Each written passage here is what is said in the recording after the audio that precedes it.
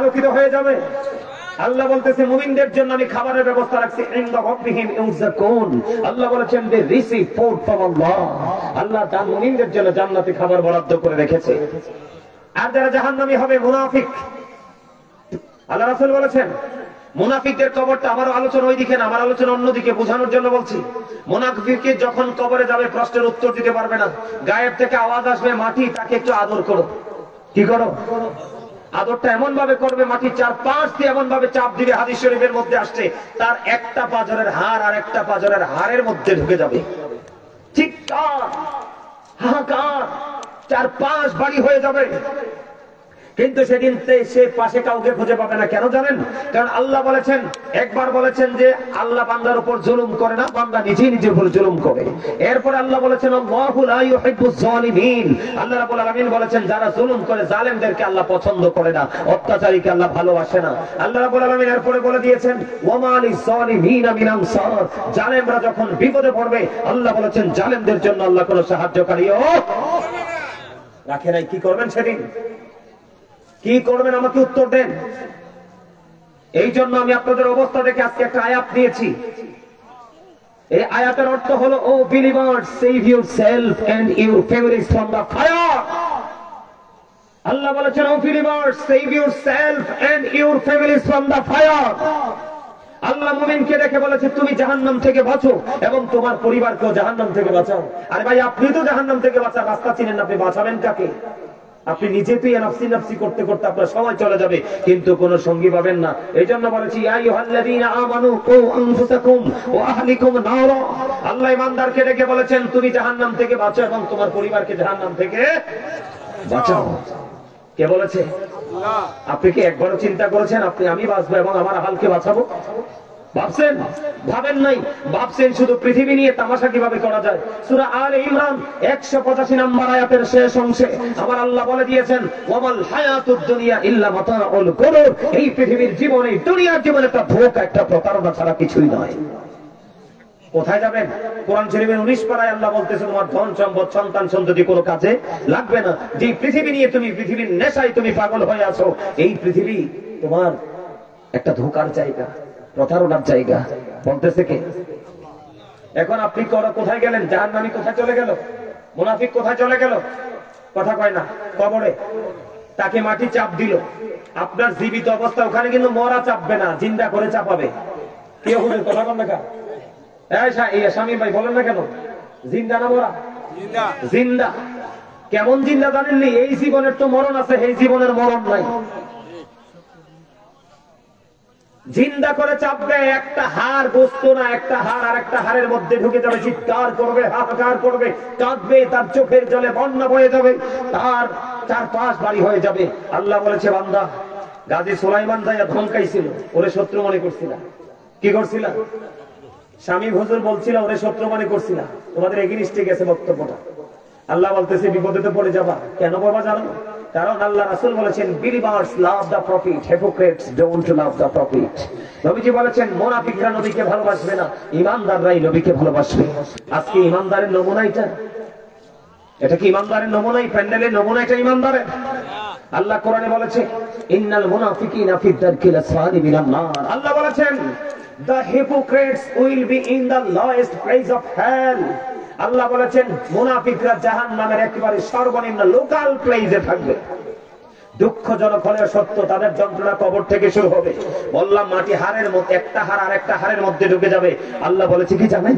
এত কান্না, এত চিৎকার, এত হাহাকার কি শুনবে সেদিন? কারণ আল্লাহ তো আগেই বলেছে তুমি জুলুম করেছো, জালেমের জন্য আমি আল্লাহ বিপদে পড়লে কোনো সাহায্যকারী রাখিনি। তুমি তো জুলুম করেছো নিজের উপরে, নামাজ পড়ো নাই, সুদ খেয়েছো, ঘুষ খেয়েছো, প্রাণের নবীকে মুখ দিয়ে বলছো ভালোবাসি, অন্তর থেকে নবীজির আদর্শকে কবর দিয়েছো।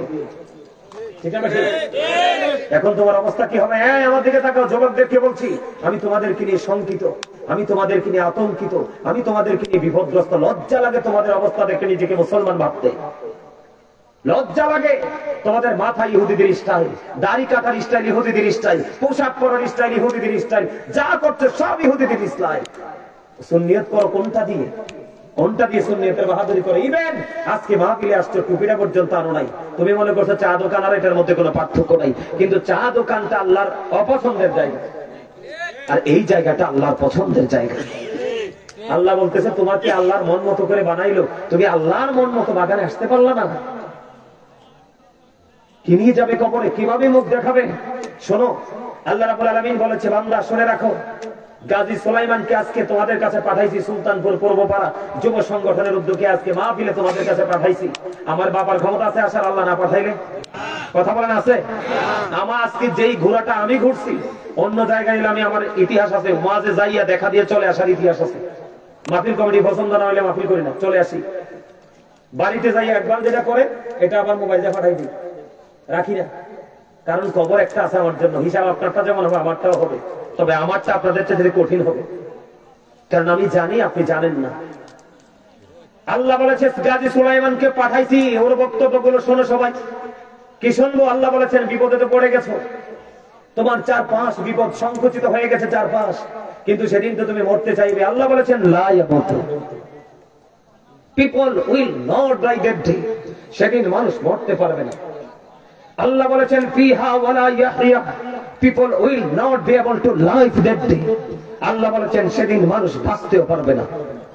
কোরআন, হাদিস বললে বলতেন জাল বলছি, কিও হাদিস বললে সন্দেহ করতেন, আল্লাহর কোরআন।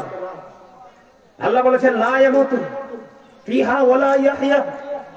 আল্লাহ বলেছেন people will not die that day, people will not be able to live that day. আল্লাহ বলেছেন মানুষ বাঁচতেও পারবে না, মরতেও পারবে না। আল্লাহ বলেছেন ওয়ামা হুম আনহা বিগাইবিন, people will not be able to escape that day. মানুষ সেদিন সেখান থেকে পালাইতেও পারবে না। যাবেন কোথায়? আরে যাওয়ার রাস্তা আছে, আরে যাইবেন, দৌড় দিবেন, লাভ হবে না। আল্লাহ বলেছেন ইন্না বাতশা রাব্বিকা লাশাদীদ। আল্লাহ বলেছেন the sieging of Allah is difficult.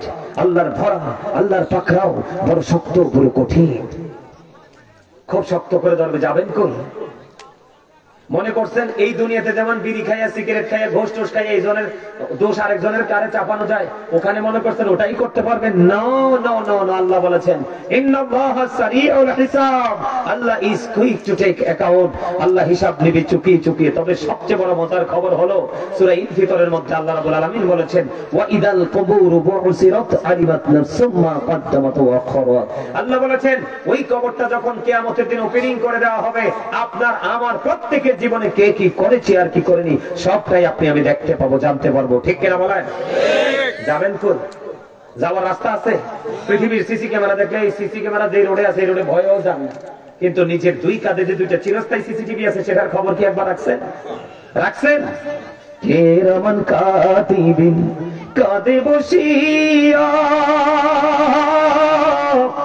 সকল কর্ম লিখিতেছি হুকুমনিয়া, আল্লাহর হুকুমনিয়া। 40 কদম হাঁটিয়া আসবে রে সূর্য, মুনকার নাকির হাজির হইবে রে তখন। ঘুমটা খুলিয়া সওয়াল, ঘুমটা খুলিয়া সওয়াল করিবেন তখন। 40 কদম হাঁটিয়া আসবে রে সজন, কি সওয়ালের কি জবাব হইতে যে পারে। সময় থাকিতে অমন জানিও তারে, অমন জানিও তারে। 40 কদম হাঁটিয়া আসবে রে সজন, মুনকার নাকির হাজির হইবি রে তখন। ঠিক না ঠিক? ঠিক না ঠিক? বলছি এটা বাস্তবতা কিনা বলেন? এবার আসেন, জাহান্নামে যে বিপদে পড়ে গেল, বাঁচতেও পারবে না, মরতেও পারবে না, পালাতেও, দৌড় দিতে পারবে? ধরবে আল্লাহ শক্তভাবে। বলেছে কে? আল্লাহ নিজে বলেছে। কে বলেছে? আল্লাহ। এখন কি পাওয়ার খাটাতে পারবেন? ওখানে পাওয়ার চলবে? পাওয়ার চলবে এইটা কোনটাই যে আজকে সময় দিয়েছেন, এই সময় আপনার পক্ষে আসলে দিন কথা বলবে। এই যে আজকে সময় দিয়েছেন যুবক, তোমরা তো বোঝো না, তোমরা তো কামারের পিছনে দৌড়াচ্ছ স্বর্ণকার ছেড়ে। কার পিছনে? তোমরা কামারের পিছনে দৌড়াচ্ছ স্বর্ণকার ছেড়ে। আমি আমার আলোচনাটা শেষ করি একটু, এটা আমার বলার কথা ছিল না, বলছি তোমাদের অবস্থা থেকে। বাঁচারও সুযোগ নাই, মরারও সুযোগ নাই, পালাবারও সুযোগ নাই, আছে? বলছে কে? এবার আসেন, আল্লাহ কিন্তু আপনাকে ওখানেই ছেড়ে দিবে না। আপনি জাহান্নামী, আপনার জন্য আল্লাহ খাবার বরাদ্দ রাখছে। কি রাখছে? কথা কয় না। আপনি কি মনে করছেন আল্লাহ জবানটা কিনলেন কি জন্য দিছে? কথা বলার জন্য দেয় নাই তো। আল্লাহ জবানটা দিছে, আল্লাহ বলেছেন remember me then I will remember you. Allah বলেছেন remember me then I will remember you ফাযকুরুনি আযকুরুকুম। আল্লাহ বলেছেন তোমরা আমাকে স্মরণ করো, আমি তোমাদেরকে স্মরণ করব। স্মরণ হলো বাংলা শব্দ, আরবিতে এটাকে বলা হয় জিকির, ইংলিশে এটাকে বলা হয় রিমেম্বার। আল্লাহ বলেছেন রিমেম্বার মি, তার মানে তোমরা আমার জিকির করো। Then I will remember you, আমি তোমাদেরকে স্মরণ করব। সুবহানাল্লাহ বলবেন না? আরে আরো জোরে, আরো জোরে বলছে কে? এই যে সুবহানাল্লাহটা বলছেন না, এটা হলো আপনারা জান্নাতি মেহমান হয়ে গেছেন আজকে। এই জান্নাতি মেহমানদের জন্য খাবার হলো, জান্নাতি মেহমানরা জান্নাতের বাগানে যখন আসে তখন কিন্তু দেহের খাবার জোগাড় করে না। দেহের খাবার জোগাড় করে? তারা কিন্তু তখন দেহের খাবার জোগাড় করে না, তারা জোগাড় করে রুহের খাবার। কারণ যত আমল করবেন ততই আপনার আত্মার প্রশান্তি আসবে। আর আমল করার পরে যদি মনে করেন হৃদয় শান্তি হয়েছে, আজকে আলোচনা শোনার পরে যদি মনে করেন আমার কলিজাটা ঠান্ডা হয়ে গেছে, তাহলে আপনি মনে করবেন আল্লাহ আপনাকে কবুল করে নিয়েছে। আর আপনি আজকে আলোচনা শোনার পরে যদি বলেন যে আমি কি কইলো হুজুর কিচ্ছু বুঝি নাই, হুজুরে ঠিকই কইছে, আপনার মাথায় ঠিক নাই। কথা বলেন না কেন? আমার কথা আপনারা বুঝতে পারছেন? আরো জোরে বুঝতে পারছেন? এদিকে তাকান, আমার অনেক আলোচনা বাকি আছে, অনেক দূর থেকে আইছি ওয়াজ করার জন্য, তামাশা করার জন্য আসি নাই। কারণ এই জায়গাটাতে আল্লাহ সবাইকে বসায় না। আমার দুই পাশে দুইটা ভাই বসে আছে, ওনারা আলেম, ওনারা বুঝে এই জায়গাটার জন্য আমাদের আলেমরা অনেক পাগল। এই জায়গাটার জন্য প্রত্যেকটা আলেম চাই জায়গাতে বসে বক্তব্য দিতে, কিন্তু আল্লাহ সবাইকে কবুল করে না। যাকে দিয়ে এই জায়গাটার গোলামিটা ঠিকঠাক হবে আল্লাহ তাকেই বসায়। এবার আসেন, ওয়াজ মনে রাখেন, বাঁচার সুযোগ নাই, মরার সুযোগ নাই, পালাবারও পালাবেন কেন? আল্লাহ বলছে ধরবে খুব শক্ত ভাবে, হিসাবটাকেও কারচুপি করার সুযোগ আল্লাহ তো হিসাব নিয়ে নিবে। দুই দিকে দুইটা ক্যামেরা আছে, সিসিটিভির ফুটেজ দেখবে আর আপনার সামনে তুলে ধরবে, দেখতে পাবেন সেদিন প্র্যাকটিক্যালি। কোনো কিছু বলার কোনো সুযোগ নেই, কারণ আপনি বলার মুখ রাখেন নাই তো, বলার মতো পার্সন হয়ে উপরে যেতে পারেননি তো। এবার আসেন, জাহান্নামীদের জন্য খাবার। কোরআনে এসেছে একটা খাবার জাহান্নামীদের জন্য বরাদ্দ কাটা যুক্ত, এটার নাম হলো জাক্কুম। কে মুখস্থ করেন এটার নাম কি? জাক্কুম। এই জাক্কুমটা এত বিষাক্ত, এই মুহূর্তে যদি সুলতানপুর পূর্ব পাড়ার জমিনে একটা ফোঁটা, জাস্ট একটা ফোঁটা জাক্কুম যদি এই জমিনটার মধ্যে পড়ে, কিয়ামত পর্যন্ত এই পৃথিবীতে কোনো শস্য কোনো গবেষক ফলাতে পারবে না, এটা এত বিষাক্ত হবে। কিন্তু এই খাবারটাই জাহান্নামীকে কন্টিনিউ খেতে হবে। ওমা নাউজুবিল্লাহ বলবেন না? আরো জোরে বলেন না নাউজুবিল্লাহ, আরো জোরে বলেন না নাউজুবিল্লাহ। পারবেন খাইতে? বিষ খাইলে মানুষ মরে না, কিন্তু ওপারে তো বিষ খাবেন, মরতে তো পারবেন না। যন্ত্রণায় কাতরাবেন, ছটফট করবেন, চিৎকার করবেন, কিন্তু বাঁচতেও পারবেন না, মরতেও পারবেন না, পালাতেও। খেয়াল করেন, ওয়াজ শিখেন, যুবকদেরকে বলছে তোমরা শোনো, এই মুরব্বীরা মোটামুটি যথেষ্ট অ্যাক্টিভ আছে, এদের অন্তরে কলিজা খুললে দেখা যায় নবীর প্রেম আছে, কিন্তু তোমাদের মধ্যে খুঁজলে দেখা যায় বেঈমান কাফেরদের প্রেম আছে। আপনারা কি আমার কি আপনারা কি কি জানি কয়, আমার কথা কি আপনাদের অবিশ্বাস হচ্ছে? এই নিয়ে বেঈমানেরা ক্রিকেট খেলে, আপনার বাচ্চা বাংলাদেশে বসে মোবাইলে জুয়া খেলে, তো সে লালন করছে কাকে? নেইমারকে। মেসি খেলতেছে, এটা বেঈমান। বেঈমান সম্পর্কে আল্লাহ কি বলতে জানো? তোমরা যাকে ধারণ করেছো সেই তাদের সম্পর্কে আল্লাহ বলেছে ওয়াইদাতিল কাফিরিন must be you have to go to hell. বেঈমানদের জন্য জাহান্নাম বরাদ্দ করেছে, তাদের ঠিকানা কোথায়? জাহান্নাম। আর আমরা যারা দুনিয়াতে আছি আল্লাহ তাদেরকে অ্যালার্ট করেছেন, ইন্নাল কাফিরিনা কানু লাকুম আদুওয়াম মুবিনা। আল্লাহ বলেছেন the heretics are the eternal enemy of the believers. Allah রাব্বুল আলামিন বলেছেন ঈমানদারদের প্রকাশ্য শত্রু হলো বেঈমান কাফেররা। আজকে তুমি বেঈমানদের সংস্কৃতি লালন করে তুমি বেট খেলতেছো, জুয়া খেলতেছো, মা বাবার মাথা ফাটাইতেছো, বাবার পকেট কাটতেছো, তাইলে তুমি কাকে লালন করছো? কাকে?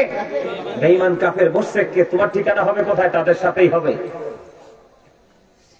কন্টিনিউ এই পৃথিবীতে বিষ খেলে মানুষ বিষ কলি যায় লেগে মারা যায়, কিন্তু ওপারে তোমার মরণ বাঁচারও সুযোগ, পালাবারও সুযোগ। বলে হুজুর সেদিন কি করব?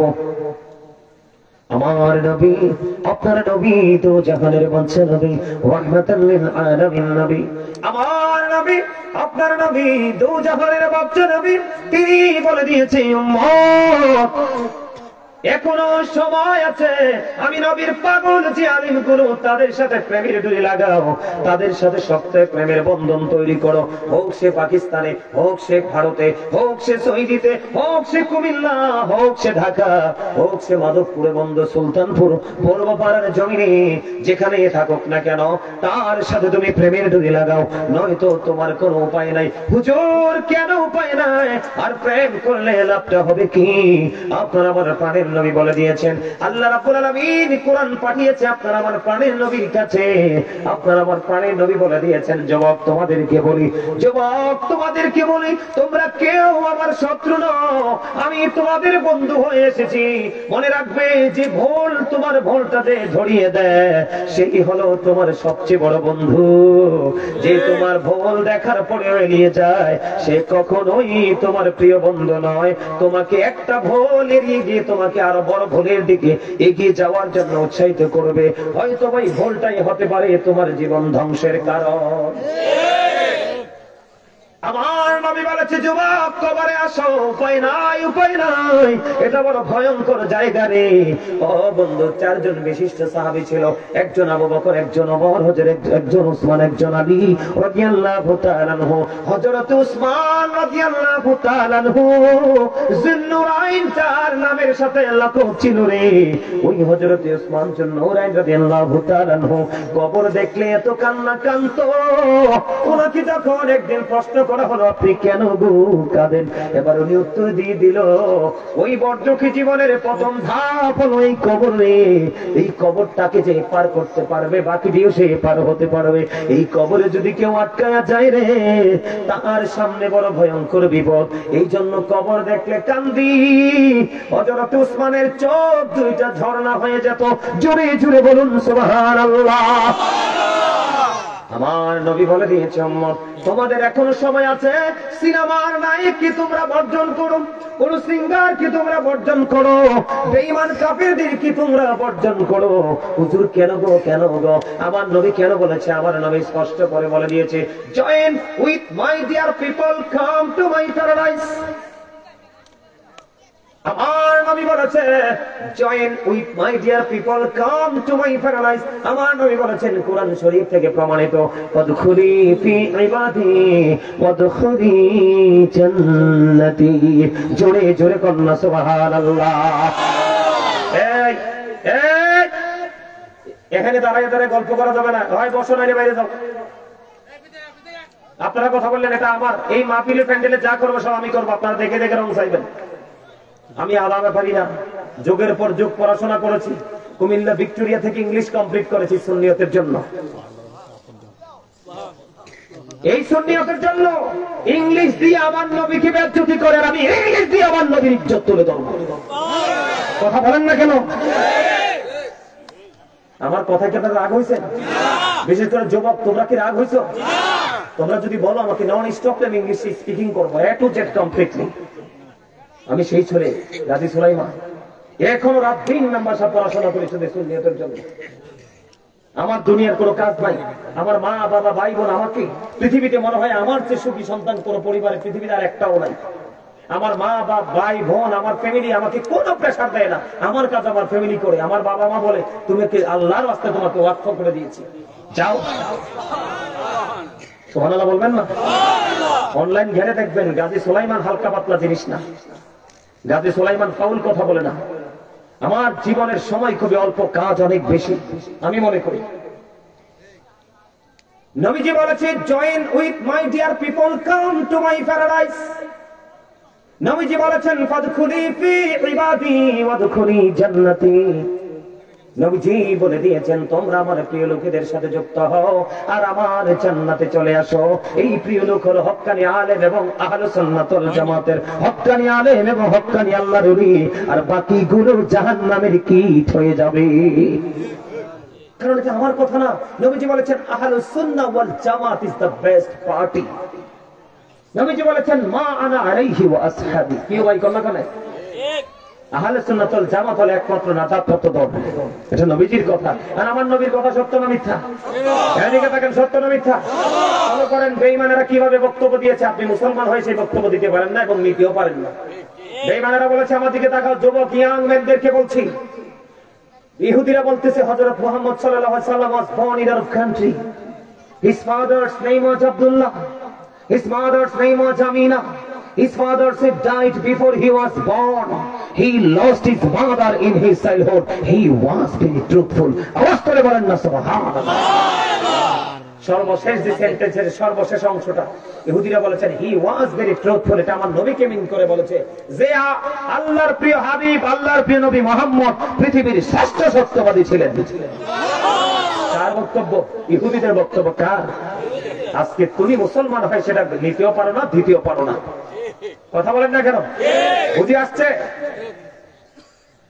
বন্ধু আমার, বলতেছিলাম এটা আমার ওয়াজ নয়, আমার মূল ওয়াজের বিষয় পুরোটা বাকি রয়ে গেছে। আমি যতক্ষণ থাকি থাকবেন তো? কে কে থাকবা? যুবকের হাত তোলো। আল্লাহু আকবার, ইয়া রাসূলুল্লাহ।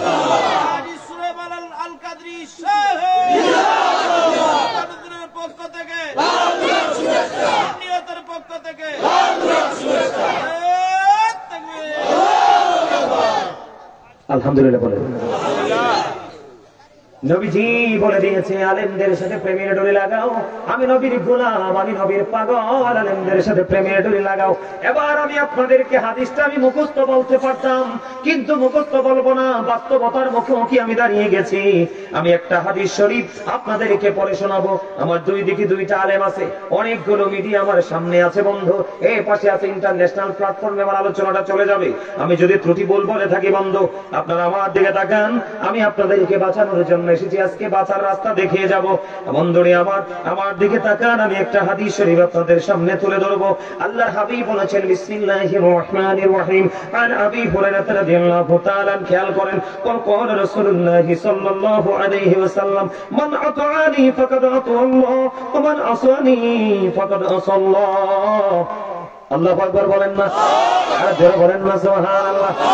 এরপরে আপনারা আমার প্রাণের নবী বলেছেন ওয়ামান আতা আমিরি ফাকাদ আতানি ওয়ামান আসা আমিরি ফাকাদ আসানি, মুত্তাফাকুন আলাইহি। ধ্যান করেন, হযরত আবু হুরায়রা রাদিয়াল্লাহু তাআলা আনহু থেকে হাদিস কানা বর্ণিত। আপনারা আমার প্রাণের নবী বলতেছে, বন্ধুরে আবার আমারও বলতেছে, মান আতানি ফাকাদ আতা আল্লাহ, যেই ব্যক্তি আমার অনুগত করলো সে যেন আল্লাহর অনুগত করলো।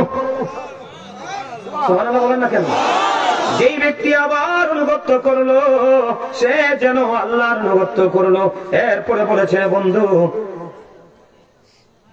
এরপরে আপনারা আমার প্রাণে নবী বলে দিয়েছেন বন্ধু ওমান আসানি ফাকাদ আসাল্লাহ, যেই ব্যক্তি আমার অবাধ্য করলো পক্ষান্তরে সে আল্লাহর অবাধ্য করলো। জোরে জোরে কন্যা নাউযুবিল্লাহ। আমি যেই জায়গাটাতে দাঁড়িয়ে আছি, আমি কি করতেছি? আমি যেই জায়গাটাতে দাঁড়িয়ে হাদিসটাতে ঢুকছি, এরপরে আপনারা আমার প্রাণে নবী আবার বলেছেন ওয়ামান আতা আমিরি ফাকাদ আতানি, যেই ব্যক্তি আমার আমিরের অনুগত করলো সে যেন আমি নবীর অনুগত করলো। এরপরে নবীজি বলেছেন ওমান আসা আমিরি ফাকাদ আসানি, যেই ব্যক্তি আমার আমিরের অবাধ্য করলো সে যেন আমি নবীর অবাধ্য করলো। খেয়াল করেন, সমস্যা আপনি কথা বলে তো আমি ডরাই, কারণ আপনি তো আজকের মাহফিলের সম্মানিত একজন অতিথি, আমন্ত্রিত। বাড়ির হইলে কি হয়েছে? আপনি ওয়াজটা শোনা বেশি দরকার। আমি আপনার সম্পর্কে তথ্য জানি নেই, আপনার টাইম জানছি। আমি জানি আপনি সুন্নিয়তের ক্ষেত্রে অনেক কঠোর, আপনার এগুলো জানা বেশি দরকার, কারণ আপনার পক্ষে এই মানুষকে শাসন করা সম্ভব, পসিবল। ঠিক কিনা বলেন? আমি কি ভুল কিছু বলছি? বন্ধুরে আমার, বুখারী এবং মুসলিম শরীফের মধ্যে এসেছে হাদিস খানা, হাদিসের রাবী হলেন হযরত আবু হুরায়রা। আপনার আমার প্রাণে নবী তিনি বলে দিয়েছেন যেই ব্যক্তি আমি নবীকে ভালোবাসলো সে যেন আল্লাহকে ভালোবাসলো, যেই ব্যক্তি আমি নবীকে ভালোবাসলো না, অমান্য করলো, সে আল্লাহকে অমান্য করলো। এটা হলো একটা উপরের স্টেজ। এরপরে বন্ধু পৃথিবীর কাছে চলে আসছে আমার নবী। কোথায় চলে আসছে? পৃথিবীর লোকাল পেজে চলে আসছে। এরপরে রাসূল বলেছেন যেই ব্যক্তি আমার আমিরের, তার মানে আমি নবীর পাগল, আলেম এবং ওলি। আমি নবী পাগল এবং আলেম ওলিদের সাথে যে যুক্ত হলো, ওই আমার পাগল আহলে সুন্নাত ওয়াল জামাতের হক্কানি আলেম এবং ওলিদেরকে ভালোবাসলো, ওলিদেরকে মানলো, আলেমদেরকে মানলো, সে যেন আমি নবীকে মানলো। যেই ব্যক্তি আমার আমির, তার মানে আমি নবীর গোলাম, আমি নবীর পাগল। হক্কানি আলেম এবং হক্কানি আল্লাহর ওলি, তাকে যে কষ্ট দিল, তার অবাধ্য যে করলো, সে মূলত আমি নবীর অবাধ্য হয়ে গেল। খেয়াল করছেননি? তার মানে আল্লাহ পাইতে হইলে কার কাছে যাইতে হবে? নবীর কাছে আসতে হবে। আর নবীকে পাইতে হলে আপনাকে হক্কানি আলেম এবং হক্কানি আল্লাহর ওলির কাছে যেতে হবে। সহজ হয়েছে কিনা বিষয়টা? আরো জোরে বলেন। এদিক দিয়ে নবীজি বলেছেন এই হাদিস, আর আল্লাহ বলতেছেন কোরআন শরীফের 30 পারায়, ফাদখুলি ফি ইবাদি ওয়াদখুলি জান্নাতি। আপনারা আমার আল্লাহ বলতেছে, join with my dear people, come to my paradise. আপনারা আমার প্রাণের আল্লাহ বলে দিয়েছেন, তোমরা আমার প্রিয় লোকেদের সাথে যুক্ত হও আর আমার জান্নাতে চলে এসো। বলে হুজুর, কেন আলেমদের কাছে যুক্ত হতে হবে? কেন আল্লাহর ওলির সাথে প্রেমে ঢুই লাগাইতে হবে? বন্ধুরে, আবার আমি আজকে আপনাদেরকে বলি, ওই যে আসতেছে একটা বাচ্চা ছেলে, ওই ছেলেটা আমার ছাত্র, আমার ছাত্র ছাত্রীর বাচ্চার সমান, আমার নাতির সমান। এই বাচ্চাটারা যখন আমাকে যখন ফোন দিল, আমি যখন ভিডিও কলে দেখলাম, বিশেষ করে গতকালকে আমাকে একটা ভিডিও কল দিল, দেখলাম একেবারে একটা বাচ্চা ছেলে। আমি আমার ফ্যামিলির মানুষের কাছে বললাম, এইটুকু একটা বাচ্চা ছেলে যদি আমার আল্লাহ এবং আল্লাহর হাবিবের প্রেমে পড়ে যদি তার সঙ্গীদের কিনে এমন একটা জান্নাতের বাগান সাজাইতে পারে, আমি তারে বলছি, রুবেল, আমি তোর বাড়িতে 2 ঘন্টা আগে, অনেক তারও আগে চলে আসবো। আমি আসলে 9টার মধ্যেই পৌঁছে যেতাম, তাকে কথা দিয়েছি, কথা দিতাম। এই জন্য বলছি বন্ধু, এই আমি মনে করব আজকের এই যে সুলতানপুর পূর্ব পাড়া যুব সংগঠন, এই বাচ্চাগুলো আপনাদের মুরব্বীদের জন্য, এলাকার জন্য নিয়ামত। একটা গানের আসর বসাতে পারতো, একটা যাত্রা বলা বসাতে পারতো, অসৎ শিল্পীদেরকে আনতে পারতো। এটা না করে মদিনাওয়ালার প্রেমের সাগরে নেমেছে সাঁতার কাটার জন্য। আর আপনারা তাদের সঙ্গী হন, উপরে গিয়ে দেখবেন আল্লাহ পাওয়ার স্টেশন। ঠিক কিনা বলেন? কি মনে করছেন এই বাচ্চাগুলাকে? এরা আমার হৃদয়ে জায়গা করে নিয়েছে, আর জীবনে দিকে আসবো কিনা জানি না, কিন্তু এদের কথা আমার হৃদয়ে চিরজীবন থাকবে। এইটুকু বাচ্চা ছেলেরা এত বড় আয়োজন করতে পারে, এত দৃষ্টিনন্দন পরিবেশ তৈরি করতে পারে, আল্লাহু আকবার। আপনারা মুরব্বীরাও আছেন, সাজেস্ট করেছেন, কিন্তু বলতো তারা, সামনে দৌড়াচ্ছে তারা। ঠিক না ঠিক? আমি বলতেছি, রুবেল এবং তার সঙ্গী যুব সংগঠনের সদস্য এবং সুলতানপুরের পূর্ব পাড়ার বাকি যুবকগুলো, তাদের সাথে যুক্ত হও, নাইলে উপায় নাই। নবীজি বলেছে, আমার সাথে আমি এমন ভাবে কথা বলেছি, বিশ্বাস করেন দাদা ভাই, আমি কোন মাহফিল কমিটির সাথে 2টার বেশি 4টা কথা বলি না, কারণ 24 ঘন্টার কথার মধ্যে থাকি। কিন্তু আজকে তার সাথে দুষ্টামি করতে করতে কত কথা বলেছি জিজ্ঞেস করবেন আমি চলে যাওয়ার পরে। রুবেল এবং তার সাথে আরো 2টা ছেলে ছিল, কারণ আমি এদের এই প্রতিভা দেখে, এদের মেন্টালিটি দেখে আমি আশ্চর্য হয়ে গেছি। এই জন্য বলছি, তোমরা আমার আলোচনার হৃদয় দিয়ে শোনো, আমি তোমাদের বন্ধু হয়ে এসেছি, শত্রু নয়। আল্লাহ বলেছে, তোমাদের জন্য জাক্কুম নামক খাবার বরাদ্দ কাটা যোগ্য। এটা এত বিষাক্ত হবে, গলা দিয়ে নামবে না, কিন্তু তোমাকে খাইতে হবে। তুমি বাঁচতেও পারবা না, মরতেও পারবা না, পালাতেও পারবা না। হুজুর, বাঁচবো কেমন করে? আমি বাঁচার রাস্তা তোমাদেরকে একটু পড়ে দেখাবো। আগে আমি ভয়ঙ্করতা তোমাদের সামনে তুলে ধরি। কি কর, রাগ হইতেছেন নি? হ্যাঁ, এবার বন্ধু তোমরা আমার দিকে তাকাও। হাদিস শরীফের মধ্যে এসেছে, তিনাতুল খাবাল তোমাদের জন্য বরাদ্দ। ইয়া রাসূলুল্লাহ, ইয়া হাবিবাল্লাহ, নবী গো, এই তিনাতুল খাবালটা কি গো নবী? আমার নবীজি জানিয়ে দিয়েছেন, এটাও জাহান্নামীদের খাবার। ওটা হলো আরেকটা জাহান্নামীর নিংড়ানো রক্ত, পুজ অথবা ঘাম। আরে নাউজুবিল্লাহ বলতে পারলেন না? আরে ঘামের গন্ধ যদি জামাই কয়, আপনি তো তার ছায়া দিয়ে হাঁটবেন না। রক্ত খেতে দেওয়া হবে, পুজ খেতে দেওয়া হবে, অথবা ঘাম খেতে দেওয়া হবে। আপনাকে ভক্ষণ করতে হবে। খাবো না সেটাও বলতে পারবেন না, দৌড়ে পালাতেও পারবেন না, মরতেও পারবেন না, বাঁচতেও পারবেন না, পালাতেও পারবেন না। আপনি মনে করলেন আপনি কোনো খাবার খাবেন না, পানি ছাড়া মানুষের জীবন বাঁচে না। আপনি পরিশ্রম করলে গরম পানি খান না, নরমাল পানি খান। এটাও যদি না সারে ফ্রিজিং করতে হয়, এটাও যদি না সারে, ওই যে দেখেন এত শক্ত মনের মানুষ চোখের কোনায় পানি চলে আসছে। এটাই হলো হেদায়েত, এটাই হলো প্রেম। তার কলিজায় ঢুকতেছে একটার পর একটা কথা। এগুলো হলো বন্ধু আজকের ওয়াজ থেকে হেদায়েত নিবে বিবেকবান যারা, বিবেকহীন যারা তারা নয়। আজকের ওয়াজ হলো বিবেকবানদের জন্য, সেন্স এবিলিটি সম্পন্ন পারসনদের জন্য। বন্ধুরি আমার, কেমন করে বুঝাইলে তোমরা বুঝবা? এই পৃথিবীতে মানুষ গরম পানি খায় না, ভালো না লাগে নরমাল টিউবওয়েলের পানি, টেপের পানি। এটাও যদি না সারে বন্ধু ফ্রিজের পানি, এটাও যদি না সারে বন্ধু আইসক্রিমের প্রয়োজন হয়। কিন্তু তুমি এত বেশি অন্যায় করেছ, তোমার জীবনে কোন ধরনের পানি ঝরবে না। আমার নবীজি বলেছেন এমন পানি তোমার জন্য বরাদ্দ আছে রে। এটা এত বেশি উত্তপ্ত, মাথায় যখন ডালা হবে পেটের মধ্যে ঢুকে যাবে, ঢুকতে দেরি আল্লাহ রাসূল বলেছেন দুই পায়ের মধ্যখান দিয়ে সবকিছু লিকুইড হয়ে বের হতে থাকবে, সবকিছু বাড়তে থাকবে, কান্না চিৎকার।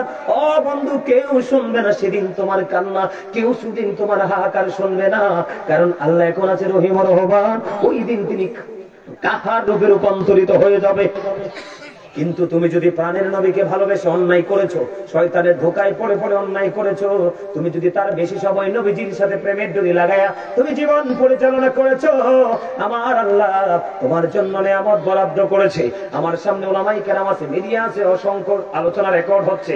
আমি তোমাদেরকে বলি জাহান্নামের সবচেয়ে কম আযাব হলো সবচেয়ে কম আযাব হলো আগুনের এক জোড়া জুতা। কি ভাই নাউজুবিল্লাহ বলো না তোমরা? বাবারা সবাই জোরে বলেন নাউজুবিল্লাহ। আগুনের এক জোড়া জুতা পড়াই দেওয়া হবে, মাথার মগজগুলো টকবক করে উতরাইতে থাকবে। কি করবা সেদিন কোনো গতি থাকবে না। শুধু এখানেই ক্ষান্ত নয়, শুধু এখানেই ক্ষান্ত নয়। এবার আসো, কেমন আগুন দিয়ে পানিগুলো গরম করা হবে। পৃথিবীর কোনো আগুন নয়, পৃথিবীর কোনো নরমাল আগুন নয় যে পানি হিচি দিলে বন্ধু আগুনটা নিভে যাবে। 2 ঘন্টা 3 ঘন্টা চেষ্টা করলে ফায়ার ফাইটাররা তারা আগুনটাকে নিভিয়ে দিতে পারবে না। না না, হযরত আবু হুরায়রা রাদিয়াল্লাহু তাআলা আনহু থেকে হাদিস খানা বর্ণিত, আমার নবী, আপনার নবী, দু জাহানের বাচ্চা নবী, তিনি বলে দিয়েছে উম্মত আলেমদের সাথে যুক্ত হও, তাদের বক্তব্যগুলো শোনো, নিজের যে লাইফ স্টাইলটাকে তোমরা পরিবর্তন করো, চেঞ্জ করো, নয়তো উপায় খুঁজে পাবা না। কারণ যেই পৃথিবীর বুকে আমি নবীর আদর্শকে ধারণ করতে পারলো না, আমি নবীর আদর্শকে লালন করতে পারলো না, আমি নবীর আদর্শকে বাস্তবায়ন করতে পারলো না, আমি কাল কিয়ামতের দিন আমি তাকে আমার উম্মত বলে স্বীকার করব না। ওয়াল্লাহি ওয়াল্লাহি, আল্লাহর কসম করে বলছি, আমার নবী যদি তোমাকে উম্মত বলে স্বীকৃতি না দেয়, আমার আল্লাহ কোনদিন তোমাকে বান্দা বলে স্বীকার করবে না। কারণ আমার নবী বলেছেন, বলবনি? আমার নবী বলেছেন, I am from the light of Allah and everything has been created from my light। আমার নবী বলেছেন আমি আল্লাহর নূর থেকে, সৃষ্টির সব কিছু আমি নবীর নূর থেকে। মদিনাতুল মুনাওয়ারায় জাবের রাদিয়াল্লাহু তাআলা আনহু প্রশ্ন করলো, ইয়া রাসূলুল্লাহ, সর্বপ্রথম আল্লাহ রাব্বুল আলামিন কোন জিনিস সৃষ্টি করেছেন? আমার নবী বলেছেন, I was a prophet when Adam was mixture of water and mud। আমি ওই সময় নবী যখন আদম ছিল কাদা মাটির মাঝে। জোরে জোরে কন্যা আল্লাহু আকবার। আপনি প্রশ্ন করতে পারেন, ওয়াজ শিখে যান আজকে, এটা একটা ক্লাস, এটা আপনারা মনে করেন ওয়াজের ময়দান, আমি মনে করি আমি টিচার, আপনারা সবাই আমার স্টুডেন্ট, আপনারা আমার থেকে টিচিং নিচ্ছেন। আমার দিকে তাকানো বন্ধ। তাফসীরে রুহুল বায়ানের 3য় খণ্ড 543 পৃষ্ঠার উল্লেখ রয়েছে। ওই যে দেখেন আরেকজন কান্দে, চোখের পানি পড়তেছে বেয়ে। আল্লাহর হাবিব বলে দিয়েছে, আমার দিকে তাকান, তাফসীরে রুহুল বায়ানের 3য় খণ্ড 543 পৃষ্ঠা উল্লেখ রয়েছে। হাদিসের রাবী হলেন হযরত আবু হুরায়রা। আপনারা আমার প্রাণের নবী একদিন জিবরাইলকে প্রশ্ন করলেন, ও ভাই জিবরাইল, তোমার বয়স কত বলো? জিবরাইল বললেন, ইয়া রাসূলুল্লাহ, ইয়া হাবিবাল্লাহ, আমার বয়স কত বলতে পারবো না গো নবী, নবী গো বলতে পারবো না, তবে আমার জীবনের একটা ঘটনা আমি আপনাকে শোনাতে পারবো। জিবরাইল বলে দাও এই ঘটনাটা কি? আপনার আমার প্রাণের নবী প্রশ্ন করার সঙ্গে সঙ্গে জিবরাইল বলল, খেয়াল করেন আমরা কেমন নবীর উম্মত হয়েছি, আর আমাদের জন্য কত নিকৃষ্ট জায়গা বরাদ্দ শুধু কর্মের কারণে। আমার লেখা একটা প্রবাদ, আমি কিন্তু একজন লেখক, আমি একজন রাইটার, আমার অনেক ইসলামী হামনার সঙ্গীত লেখা আছে। এই মাসের মধ্যে আমার কিতাব প্রকাশ হবে, প্রথম কিতাব আমার লেখা। আমি আপনাদেরকে বলি বন্ধু, আমি আপনাদেরকে বলবো, আমি একটা প্রভাত লিখেছি, কি লাভ হবে আমি অন্যজনকে দোষে, সব পেয়েছি আমি আমার আপন কর্ম দোষে। জিবরাইল বলল, ইয়া রাসূলুল্লাহ, আমার জীবনের একটা ঘটনা আমি বলতে পারবো গো। এবার জিবরাইল যখন বললেন ঘটনা বলতে পারবো, নবীজি বললেন বলো বলো। ইয়া রাসূলুল্লাহ, আমি চতুর্থ আসমান মতান্তরে সপ্তম আসমানে একটা তারা ওঠা অবস্থায় দেখেছি 70,000 বছর। ইয়া রাসূলুল্লাহ, এই তারকাটা যখন ডুবে গিয়েছিল গো, ডুবন্ত অবস্থায় দেখেছি আমি 70,000 বছর। এই ঘটনাটা আমি আমার জীবনে 72,000 বার দেখেছি। আমার নবী একটা ডাক দিয়ে বলল, জিবরাইল, আমি আমার আল্লাহর ইজ্জতের কসম করে বলছি রে, ওই তারাটাই ছিলাম আমি নবী।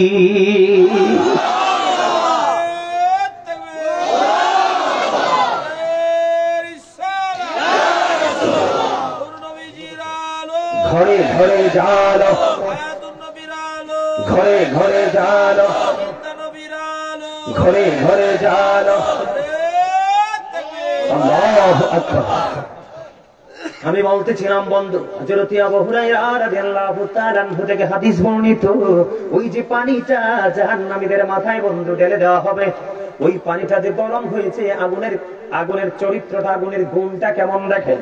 আমার নবী বলেছেন জাহান্নামের আগুনটাকে আমার আল্লাহ 1000 বছর তাপ দিল, তাপ দেওয়ার পরে আগুনটা হয়ে গেল লাল। আমার আল্লাহ বলে না না, এই পাপীদের জন্য যথেষ্ট নয়, আরো 1000 বছর বন্ধু তাপ দিলেন, আগুনের রং হয়ে গেল বন্ধু সাদা। আল্লাহ কয় না না না না, ওই পাপীদের জন্য, সাজার জন্য এটা যথেষ্ট নয়। আল্লাহ আরো 1000 বছর বন্ধু তাপ দিয়েছেন, ওই আগুনটা 3000 বছর উত্তপ্ত করলো, এখন আগুনটা কালো রূপে রূপান্তরিত হয়েছে। এটা ওই জাহান্নামীদের জন্য বরাদ্দ। জোরে জোরে কন্যা নাউজুবিল্লাহ। বুঝছেন কিছু?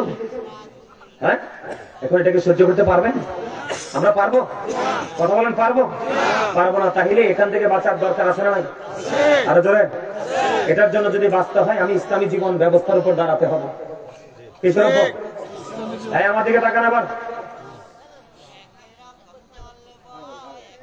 আমি তো বুঝতে পারছি, ওর দিকে তাকানোর দরকার নাই। এই পাগল শব্দের পথবর্ত হলো পা। কি? ফানা শব্দের পথবর্ত কি? পা। পা দিয়া ফানা বুঝায়। কি বুঝায়? এই বুখারী শরীফের ভিতরে আসছে, কোন পাগলের ভিতরে কি আছে আপনি জানেন না? কোনদিন পাগলের সাথে কি করেন? ফাজলামি করেন। আমার নবী বলে গেছে, এদিকে তাকান, তার ভিতরে কি আছে? আপনার বাড়ির আঙ্গিনা থাকতে পারে, কিন্তু সে পাগল। আপনার সে একটু অস্বাভাবিক, কিন্তু আপনি হয়তো বাড়ির মানুষ দেখে তাকে কদর করেন না। কিন্তু এমনও হতে পারে আপনার এলাকায় বিপদ আসতেছে, সে ধুলাবালিতে 200 রাস্তার পাশে দাঁড়াইয়া চিঠি লিখে দিবে, আল্লাহ এটা আমি চাই না, আল্লাহ সাথে সাথে বন্ধ করে দিবে। আল্লাহ বলেছেন, আল্লাহ রাসূল বলেছেন, হাদিস শরীফের মধ্যে আসছে, স্মার্ট পিসাব আছে না আমাদের মাঝে? আছে না? স্মার্ট পিসাব আছে, ধুলাবালিতে 200 ময়লাযুক্ত কাপড় পরে গোসল করেন এমন পাগল নবীজি ডাইকে ডাইকে বলতেছে, কই স্মার্ট পীরে আমারে ডাকতেছে, আমি তো শুনবো না। কিন্তু এমন পাগল তোমার আশেপাশে ঘুরে, ধুলাবালিতে 200 চেহারা ময়লাযুক্ত, কাপড়গুলো ময়লাযুক্ত, সে আমার কাছে চিঠি লিখতে দেরি, আমি কবুল করতে দেরি করব না। এই জন্য পাগলের সাথে, অস্বাভাবিক অন্য মনস্ক মানুষের সাথে কোনোদিন বেয়াদবি করবেন না। বেয়াদবের জায়গা জান্নাতে নাই। কথা কি বুঝতে পারছেন আমার? এখন আপনি আমার জীবনকে সুন্দর করে সাজাতে হলে কি লাগবে? ইসলামী জীবন ব্যবস্থা গঠন করতে হবে। এখন ইসলামী জীবন ব্যবস্থা যদি গঠন করতে হয়, আপনাদেরকে কি করতে হবে? স্টেপ বাই স্টেপ আপনাদের সামনে একটা একটা করে তুলে ধরবো। এগুলো কিন্তু এতক্ষণ আলোচনা করেছি, এগুলো কিন্তু পুরো আমার আলোচনা বাইরে, বিষয়ের বাইরের আলোচনা। এগুলো করার কথা ছিল না, এতক্ষণ আমি আমার ওয়াজ গোছাই ফেলার কথা ছিল, কিন্তু সময় একটু বেশি লাগতে পারে। থাকবেন তো? আমি যে অত দূর যাবো, কিন্তু আমার মধ্যে টেনশন নেই, কারণ আমি একটা প্রোগ্রাম করি প্রতিদিন। কয়টা? একটা। আমি 2টা প্রোগ্রাম করি না। তার কারণ হচ্ছে আমি মনে করি এটা আমার জন্য গুরুত্বপূর্ণ একটা প্লেস, কারণ আমাকে বিভিন্ন দিকে হাঁটতে হবে, হাঁটতে হলে সময় লাগবে। আমি 2টা প্রোগ্রাম করলে হয়তো টাকা পাবো, কিন্তু আমি আমার বাগানটাকে সাজাতে পারবো না। এই জন্য আপনারা অনলাইন ঘেটে দেখবেন, গাজী সুলাইমানকে নিয়ে কলঙ্ক আজও পর্যন্ত কেউ দিতে পারে না। আপনারা নিশ্চয় দেখেন মনে হয়। 2002 থেকে আমি স্টুডেন্ট লাইফ থেকে আলোচনার মাঠে এখনো পর্যন্ত নেগেটিভ কলমটা ধরতে পারে না গাজী সুলাইমানের। এটা কি আপনাদের সুন্নিয়তের পক্ষে আমি গোলামি করতেছি? এটা কি আপনাদের গর্ব না? আমার বাড়ি কুমিল্লা হয়েছে তো কি হয়েছে? আপনি তো আমার ভাই, বাবা, কারণ আমরা একই সুতোই গাথা, একই প্রেমের বন্ধনে আবদ্ধ, ঠিক কিনা বলেন? আমরা যদি বাড়ি মাধবপুর আর কুমিল্লা, কিন্তু আত্মার দিক দিয়ে আপনার আমার মধ্যে কোনো দূরত্ব নাই, আছে? কথা বলেন না কেন? যেরকম ঠিক না? ইসলামী জীবন ব্যবস্থা আমাদেরকে গঠন করতে হবে, এবং করতে হলে আপনাকে কি করতে হবে? আমি শুরু করি আলোচনাটা।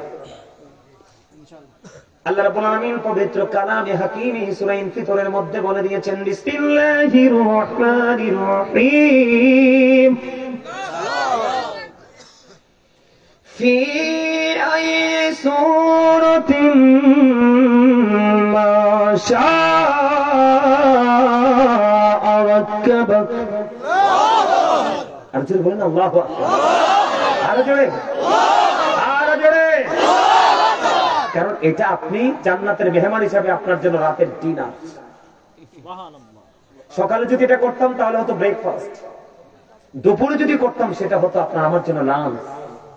নবীজির হাদিস অনুযায়ী আমি ভাষাটাকে একটু পরিবর্তন করলাম, কিন্তু ওয়ার্ড মিনিং একটাই। জান্নাতীদের খাবার যদি হয় জিকির, তাহলে আমি রাত্রে আসছি রাতের খাবার ইংলিশে ডিনার। দুপুরে যদি আসতাম তাহলে দুপুরের খাবার ইংলিশে লাঞ্চ। যদি আমি সকালে জান্নাতের বাগানে বসতে আল্লাহু আকবার বলতাম তাহলে সকালে ব্রেকফাস্ট। যুবকদেরকে বোঝানোর জন্য ভাষাগুলো ইউজ করেছি, যদিও সময় বেশি লাগে, তোমরা কি বিরক্ত হও? আমার কথা বলার ধারা এমন, কারণ আমার টার্গেট অন্যরকম। I will break the first record. আমি সুন্নিয়তের রেকর্ড ভাঙতে চাই, নোংরামিকে আমি সুন্নিয়তের অঙ্গন থেকে আগাছার মতো ধূলিসাৎ করতে চাই। আপনারা আমার পক্ষে আছেন না নাই? আছেন না নাই? ওয়াজের স্টেজে বসে যারা তামাশা করে তাদেরকে আজকে থেকে বয়কট করবেন। তাদের জন্য আজকে আমরা কলঙ্কিত, তাদের জন্য আজকে আমরা লাঞ্ছিত, আজকে বিপদগ্রস্ত। কথা বলেন না কেন ভাই? কথা কথা কিনলে ঠিক না? আপনি এলাকার লোক, আপনি হাসি দিয়ে ঠিক করতে হইব, নাইলে তারা করবো হুজুরের মনে লড়সর কয় আমরা হুজুরের মুখ কালা করে রাখছি কিনলে, ঠিক না বলেন? আরে জানি তো সবখানে নিয়ে একটু মজা করে বললাম হাসার জন্য, কারণ নবীজি বলেছে সুস্থ থাকার জন্য যতগুলো অপশন দিয়েছে এর মধ্যে একটা হলো হাসি। নবীজি বলেছেন যেই মানুষ হাসি হাসি খুশি থাকে তার জীবন সহজ ইজি, আর যে একটু গোমরা মুখে থাকে এটা হার্ট অ্যাটাক করে মারার সম্ভাবনা বেশি। কারণ গোমরাহি মানুষের হার্ট কি করে দুর্বল করে দেয়, আর ফ্রি জীবন মানুষের হার্ট কি রাখে, ফ্রি রাখে। সুবহানাল্লাহ বলেন। বন্ধু আমার, আমি আমার আলোচনায় ঢুকতে চাই। আল্লাহ রাব্বুল আলামিন কোরআন শরীফের 30 পারা সূরা ইনফিতরের মধ্যে বলে দিয়েছেন ফি আই সূরাতিন মা শাআ রাক্কাবাক। আল্লাহ created the mind. আল্লাহ রাব্বুল আলামিন বলতেছে, আল্লাহ রাব্বুল আলামিন আমাদেরকে আল্লাহর মন মতো করে বানাইছে, আল্লাহর ইচ্ছে মতো করে বানাইছে। আল্লাহ created the mind। এটা হলো সূরা ইনফিতরের ওয়াজ। আমার মূল আলোচনায় আমি ঢুকতেছি। বন্ধু বিরক্ত হয়ো না, আমাকে চাইলেও আগামী কালকে তোমরা পাইবা না। শুধু চাইলে না, এই বছর যদি তুমি বলো হুজুর এই জানুয়ারি তারিখ দিন আসেন, আমার পক্ষে সম্ভব নয়। গোটা পৃথিবীতে আমি আল্লাহ আমার জন্য পাগল তৈরি করে দিছি, তবে আমার পাগলগুলো মার্জিত, ভদ্র, জেন্টেল, স্মার্ট, অনেস্ট। আমার পাগলগুলো বন্ধু লোকাল না। কথা কি বুঝতে পারছেন? অনলাইনে দেখে দেখে নিজেকে শুধরাই বন্ধু, জোরে জোরে সুবহানাল্লাহ। আল্লাহ বলেছে আল্লাহ আপনাকে আমাকে বন্ধু আল্লাহর ইচ্ছে মতো করে বানাইছে, মন মতো করে বানাইছে। সূরা 3 এর মধ্যে ঢুকে দেখলাম আল্লাহ বলতেছেন লাকাদ খালাকনাল ইনসানা ফি আহসানি তাকবীম। এই জায়গায় আল্লাহ রাব্বুল আলামিন বলতেছে বান্দারে পৃথিবী তোমাদের কাছে সুন্দর, পৃথিবীর পুকুর সুন্দর, নদী সুন্দর, খাল বিল সুন্দর, এনি প্লেস তোমাদের কাছে সুন্দর, কিন্তু বান্দা তোমরা জানো না আমি আল্লাহর কাছে শ্রেষ্ঠ সুন্দর হলে তোমরা। আসমান জমিন চন্দ্র সূর্য সব কিছুর চাইতে সুন্দর এই মানুষ। আপনি আমি বন্ধু কালো সাদা পার্থক্য করি, মোটা চিকন পার্থক্য করি, ধনী গরিব পার্থক্য করি, ঠিক না বেঠে? মনো কি কও? ও আচ্ছা ঠিক আছে, তোমরা আমার ধুয়ে যাইতে না তো? এমনি তো তোমরা অবস্থা ভালো না, তোমরা গেলে আমিও নামে নাম গেলে কথা বল না কেন? ঠিক না? এরা থাকার দরকার না? এরা ওয়াজ জানে এরপরে থাকা লাগবে, কথা বল না কেন? এটা হচ্ছে নবীর মহব্বতে থাকা লাগবে, ঠিক আছে? ঠিক। আমার নবী ছাড়া উপায় নাই তো। হাদিসটা মনে রাখবেন না? নবীকে ভালোবাসলে আল্লাহর ভালোবাসা, নবীকে কষ্ট দিলে আল্লাহরে কষ্ট দেওয়া হয়।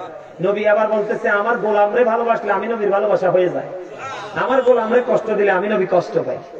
তাইলে ব্যাপারটা কই দিয়ে দাঁড়াইলো? আপনি আজকে নবীর প্রেমিক আলেমদের সামনে বসছেন মানি আমার নবীর মজলিসে বসছেন। নবীদের হাদিসের মূল অর্থটা তো এটাই, কথা বলেন, এটাই তো মূল মিনিংটা। খেয়াল করেন বন্ধু, আল্লাহ একবার কয় সুন্দর করে বানাইছে সূরা ইনফিতরে, সূরা 3 আল্লাহ রাব্বুল আলামিন বলতেছে আমাদেরকে আল্লাহ সুন্দর করে বানাইছে। আসমান জমিন সকল কিছুর চাইতে সুন্দর। কেমন সুন্দর জানেননি? এই পৃথিবী আল্লাহ রাব্বুল আলামিন সাজিয়েছে বন্ধু শুধু মানুষের জন্য। এবার আপনি আমি কিন্তু সুন্দর না। কেন সুন্দর না? আল্লাহ বলেছেন আমি তোমাদেরকে মন মতো বানাইয়া সুন্দর করে বানাইয়া পৃথিবীতে পাঠাইলাম, আর ওই পৃথিবীতে তোমাদের জন্য একটা রাস্তাও আমি ওপেনিং করে দিয়েছি। হুজুর, সেই রাস্তাটা কি? ইন্না দীনা ইনদাল্লাহিল ইসলাম। ওই রাস্তাটা হলো ইসলাম। Islam is not only a religion but also complete code of life. আমি তোমাদেরকে সুন্দর করে মন মতো করে বানাইয়া আমি তোমাদেরকে মন মতো একটা রাস্তা ওপেনিং করে দিয়েছি। ওই রাস্তায় হাঁটো, তাহলেই তোমরা পরিপূর্ণ জীবন, পূর্ণাঙ্গ জীবন খুঁজে পাবে। জোরে জোরে কন্যা সুবহানাল্লাহ। এই খুঁজে পাবে পরিপূর্ণ এবং পূর্ণাঙ্গ জীবন তোমরা খুঁজে পাবে। এখন আপনি যে ইসলামে ঢুকবেন, ঢুকতে হলে তো একজন উপদেষ্টা লাগবে। কে লাগবে? কথা শুন, বলেন না কি লাগবে? একজন উপদেষ্টা লাগবে বন্ধু। সেই উপদেষ্টাটা কে? আল্লাহ বলেছেন Allah is all in all, follow his law and life for eternal success. তোমার জন্য উপদেষ্টা হলো দুইটা, একটা হলো বন্ধু ল, আরেকটা হলো লাইফ। একটা হলো কোরআন, আরেকটা হলো বন্ধু আপনার আমার প্রাণের নবী। জোরে জোরে কন্যা সুবহানাল্লাহ। আল্লাহ কোরআন পাঠাইছে আপনার আমার প্রাণের নবীর কাছে, আর এই কোরআন বুঝিয়ে দিয়েছে আপনার আমার নবী আপনাকে আমাকে। এই জন্য বলেছে চিরস্থায়ী ভাবে যদি সফলতা অর্জন করতে চাও, ল এন্ড লাইট যদি তোমরা ফলো করো। এখন ল সম্পর্কে যদি তুমি বুঝতে চাও, তাহলে লাইটের কাছে আসতে হবে। লাইট হলো ইংলিশ শব্দ, আরবিতে বলা হয় নূর, বাংলাতে বলা হয় আলো। জোরে জোরে কন্যা সুবহানাল্লাহ। তাহলে আমার নবী নূর না মাটি? আরো জোরে। আমার নবী পৃথিবীতে আসার পরে পৃথিবীর অন্ধকার আচ্ছন্ন হয়েছে না? অন্ধকার চিরতরে দূর হয়েছে। যেখানে আলো জ্বললে অন্ধকার দূর হয়ে যায়, এই আলোটার নামই হলো নূর। এখন কাঠমোল্লারা নবীর নূর কইলে মাথা হট হয়ে যায়। কথা বল না কেন? কারণ পড়ালেখা নাই, ভালো কিতাব দেখতে পারে নাই, সারা জীবন শুধু হাত পাচ্ছে। কথা কয় না? কথা কয় না? এবার আসেন আমি আপনাদেরকে আস্তে আস্তে করে মূলের দিকে নিয়ে যাই বন্ধু। এক্সাম্পল দিয়ে দিয়ে আলোচনা করবো আজকে। ডক্টর আহমদ পেয়ারা বাগদাদি পীর সাহেব কেবলার নাম শুনছেন কিনা জানি না। শাহপুর দরবার শরীফের পীর সাহেব ছিলেন তিনি বসরা ইউনিভার্সিটির লেকচারার ছিলেন। ওনার অসংখ্য কিতাব বন্ধু, আমার প্রাণের মানুষ, প্রিয় মানুষ, যার হাত ধরে বন্ধু আজকে আমি এই পথে। ওনার অসংখ্য কিতাব দেখার সৌভাগ্য আমার হয়েছে। ওনার কিতাবগুলো বন্ধু শুরু থেকে শেষ পর্যন্ত নলেজ অফ ইংলিশ রাইটিং দিয়ে কমপ্লিট করেছেন। এই বিভিন্ন ভাষায় লিখেছেন। তিনি বলেছেন of all the great religious personalities of all prophet Muhammad রাসূলুল্লাহ সাল্লাল্লাহু আলাইহি ওয়াসাল্লাম ওয়াজ দ্য মোস্ট সাকসেসফুল। খেয়াল করেন উনি ওনার ভাষায় বলেছেন, তিনি একজন ডক্টর ছিলেন। তিনি বলে দিয়েছেন পৃথিবীর বুকে যতগুলো নবী রাসূল এসেছে, সকল নবী রাসূলের মধ্যে আপনার আমার প্রাণের নবী রাজনীতি থেকে ইমামতি থেকে রাজনীতি, প্রত্যেকটা জায়গায় মোস্ট সাকসেস সবচেয়ে বেশি সফল। সুবহানাল্লাহ। তাহলে আপনি যদি আপনার প্রাণের নবীকে ফলো করতে পারেন, তাহলে আপনার জীবন ব্যবস্থাটা বন্ধু ইসলামী হয়ে যাবে, রঙিন হয়ে যাবে। আমার দিকে তাকালে এবার আমি এখান থেকে বন্ধু একটু কোরআন শরীফে যাই, যাবেননি? আল্লাহ বলেছেন মাইয়ুতির রাসূলা ফাকাদ আতাল্লাহ। আল্লাহ বলেছেন হি হো অবিজদাতিল অবিসাল্লাহ। যেই ব্যক্তি রাসূলের নির্দেশ মানলো, সেই যেন আল্লাহর নির্দেশ মানলো। সবচেয়ে বড় মজার খবর বন্ধু, আমার দিকে তাকান। নবী সম্পর্কে যদি আপনি ভালো করে জানতে না পারেন, তাহলে নবীকে ফলো করার মানসিকতা আপনার মধ্যে সৃষ্টি হবে না। 1980 সনে আমেরিকার বোস্টন মসজিদে 150টা গির্জার সুপারিনটেন্ডেন্টের সাথে বাহাস হবে।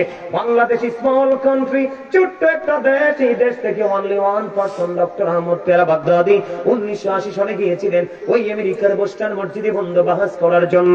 আমার দিকে তাকান, খেয়াল করেন নবীকে কেমন করে আমরা মূল্যায়ন করতে হবে, কেমন করে নবীকে চিনতে হবে। ওই দৃষ্টিতে যদি চিনতে পারি রে, তাহলে এই বন্ধু জীবন ধন্য হবে। নয় নগণ্যতার সার্টিফিকেট নিয়ে কবরে যেতে হবে। খেয়াল করেন দাদা ভাই, আপনারাও খেয়াল করেন, এগুলো আপনাদেরও বেশি বেশি জানা দরকার। আমি কিন্তু একটু পড়তে পছন্দ করি। আমি কিন্তু একটু পড়তে বন্ধু বেশি পছন্দ করি। আমি আল্লাহরে বলছি, আল্লাহ গো, মরণের আগ পর্যন্ত আমার হাত থেকে তুমি কিতাব কেড়ে নিও না। সুবহানাল্লাহ বলেন না। আমি আপনারা শুনলে অবাক হবেন, ইলিশ মাছ, গরুর গোশত, খাসির গোশত, মাছ কেমন স্বাদ আমি বলতে পারবো না। আমার জীবনে কোনোদিন আমি এগুলো খাই নাই। আমি একটা ভিন্ন মানুষ। আমি সারা জীবন ঘরে, একমাত্র ঘরে ভাত খাই শাকসবজি দিয়ে, মাছ গোশত আমার জীবনে খাই নাই। হজে গেছি বন্ধু, খাবার নিয়ে গেছি। বাংলাদেশ পৃথিবীর বিভিন্ন দেশ সফর করেছি, নিজের গাঠুরিতে মাংসে করে কাপড় নেই আমি নিয়েছি বন্ধু খাবার। সুবহানাল্লাহ বলবেন না? আরো জোরে বলেন না সুবহানাল্লাহ। এই জন্য বন্ধু পড়তে বেশি পছন্দকারী। যত কিতাবের সাথে থাকবো ততই আমার আল্লাহ এবং আল্লাহর হাবিবের সম্পর্কে তথ্য জানতে পারবো। আর যত বলতে পারবো ততই আমি আল্লাহ আল্লাহর হাবিবের অনুগত উম্মত এবং বান্দা হতে পারবো। ঠিক কিনা বলেন? বন্ধুরে আমার, 1980 সালে তিনি চলে গেলেন। একদিকে বসলেন আমেরিকার বোস্টন মসজিদে 150 জন গির্জার সুপারিনটেন্ডেন্ট, আরেকদিকে ছিলেন ডক্টর আহমদ পেয়ারা বাগদাদি। ওরা বলতেছে, দেখেন বাহাস হচ্ছে, ওরা বলতেছে he that loveth not knoweth not God, for God is love. ওরা বলতেছে যেজন প্রেম করে না সেজন আল্লাহকে জানে না, for God is love, Allah প্রেম। ডক্টর আহমদ পেয়ারা বাগদাদি তাৎক্ষণিকভাবে তাদের হাত চেপে ধরলো।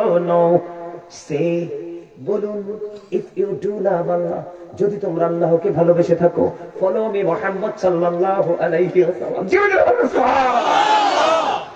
follow me মুহাম্মদ সাল্লাল্লাহু আলাইহি ওয়াসাল্লাম, মুহাম্মদ সাল্লাল্লাহু আলাইহি ওয়াসাল্লামের অনুগত হয়ে যাও। আল্লাহ উইল লাভ ইউ, আল্লাহ তোমাদেরকে ভালোবাসবে। and forgive your sins, আল্লাহ তোমাদের জীবনের গুনাহগুলি maaf করে দিবে। জোরে জোরে বলুন সুবহানাল্লাহ। এবার আপনারা বলতে পারেন, হুজুর এটা কি আল্লাহ ইংলিশে বলেছেন? না, আল্লাহ বলেছেন কুল ইন কুনতুম তুহিব্বুনাল্লাহ ফাত্তাবিউনি ইউহিব্বুকুমুল্লাহু ওয়া ইয়াগফির লাকুম যুনুবাকুম ওয়াল্লাহু গফুরুর রহিম। আল্লাহু আকবার। তাহলে আপনাকে কি করতে হবে বন্ধু? আল্লাহ সঠিক রাস্তা দিয়েছে। এই রাস্তা দেখানেওয়ালা হলো আপনার আমার প্রাণের নবী। আল্লাহ বলেছেন তুমি আমার হাবিবের কাছে চলে আসো, তাহলে আমি তোমাকে আপন করে নিয়ে তোমার জীবনের গুনাহগুলি maaf করে দিব। জোরে জোরে কন্যা সুবহানাল্লাহ। এবার আসেন আমার দিকে তাকান। আমেরিকার গবেষক মাইকেল এইচ হার্ট তিনি বলেছেন the 100 A ranking of the most influential person in the history. তিনি 100 জন প্রভাবশালীর তালিকা করলেন। 100 জন প্রভাবশালীর তালিকার মধ্যে তিনি ইনফ্লুয়েন্সিয়াল দ্বারা পৃথিবীর 100 জন প্রভাবশালীর মধ্যে শ্রেষ্ঠ প্রভাবশালী হিসাবে আপনার আমার প্রাণের নবীকে আখ্যায়িত করলেন। কিন্তু আপনি আমি যদিও নবীকে মুখে বলি শ্রেষ্ঠ রে, আপনার আমার চরিত্র দিয়ে শ্রেষ্ঠত্ব প্রমাণ করতে পারি নাই। কথা বলেন না কেন? পারছি। এদিকে তাকান, নবীটাকে আরো একটু চিনে নেন। নবীটাকে কেন ভালোবাসলে আপনার লাভটা কেমন হবে ভালো করে একটু চিনে নেন। There is no god but Allah, লা ইলাহা ইল্লাল্লাহ, আল্লাহ ছাড়া কোনো মাবুদ নাই, কোনো উপাস্য নাই। মুহাম্মদ রাসূলুল্লাহ সাল্লাল্লাহু আলাইহি ওয়াসাল্লাম ইজ দ্য মেসেঞ্জার অফ আল্লাহ। আল্লাহ রাব্বুল আলামিন আল্লাহর হাবিবকে মেসেঞ্জার হিসেবে আপনার আমার কাছে পাঠিয়েছেন। বন্ধু জোরে জোরে কোন সুবহানাল্লাহ। আল্লাহর হাবিবকে এই কারণে চিনতে হবে। আমার দিকে তাকান। কালিমা তয়্যিবার মধ্যে দুইটা দিক। কয়টা? একটা হলো তাওহীদ, একটা হলো রিসালাত, একটা হলো লা ইলাহা ইল্লাল্লাহ, আর একটা হলো মুহাম্মাদুর রাসূলুল্লাহ। লা ইলাহা ইল্লাল্লাহর মধ্যে আল্লাহর নামের মধ্যে 4টা হরফ। কয়টা? কথা বলেন। আল্লাহর নাম লিখতে কয়টা হরফ লাগে? 4টা। নবীর নাম লিখতে হরফ লাগে 4টা। আল্লাহর নামে আলিফ লাম লাম হা, নবীর নামে মিম হা মিম দাল, 4 মিলে কত হলো? আল্লাহ রাব্বুল আলামিন এই দুইটার প্রেমের দিকে মিলাই আল্লাহ তা জান্নাত বরাদ্দ করেছে। আল্লাহ বলেছে ইসলামী জীবন ব্যবস্থা তোমরা কায়েম করো, আর 4টা জান্নাত তোমাদের জন্য বরাদ্দ দিলাম। যার যার যোগ্যতা দিয়ে 8টা থেকে যে কোনো একটা দখল করে নাও। তবে নবীজি বলেছে তোমরা যখন জান্নাত চাইবে জান্নাতুল ফেরদাউস চাইও। সুবহানাল্লাহ বলেন না সুবহানাল্লাহ। এবার আসেন, সংক্ষিপ্ত করে বললাম বন্ধু, লা ইলাহা ইল্লাল্লাহর মধ্যে আছে 12টা হরফ। কয়টা? লা ইলাহা ইল্লাল্লাহর মধ্যে কয়টা হরফ? মুহাম্মাদুর রাসূলুল্লাহ মধ্যে আছে 12টা হরফ। 12 মিলে হইল 24। আবার আল্লাহ কয় বান্দা তোমাদের জন্য একটা দিন বরাদ্দ দিলাম, আর এই দিনের মধ্যে ঢুকাই দিলাম 24 ঘন্টা। তালাশ করে দেখো আমি এবং আমার হাবিবের প্রেমের কারণে এই ঘটনা ঘটাইছি। জোরে জোরে কন্যা সুবহানাল্লাহ। সুজা করে বলি। আবার আসেন, লা ইলাহা ইল্লাল্লাহ মুহাম্মাদুর রাসূলুল্লাহ কালেমা তয়্যিবার মধ্যে দুইটা দিক। যুবক, নবীকে চিনে যাও। ইসলাম কি জিনিস, জীবন ব্যবস্থা গঠন করতে হলে কেমন ভাবে নবীকে মূল্যায়ন করতে হবে শিখে যাও।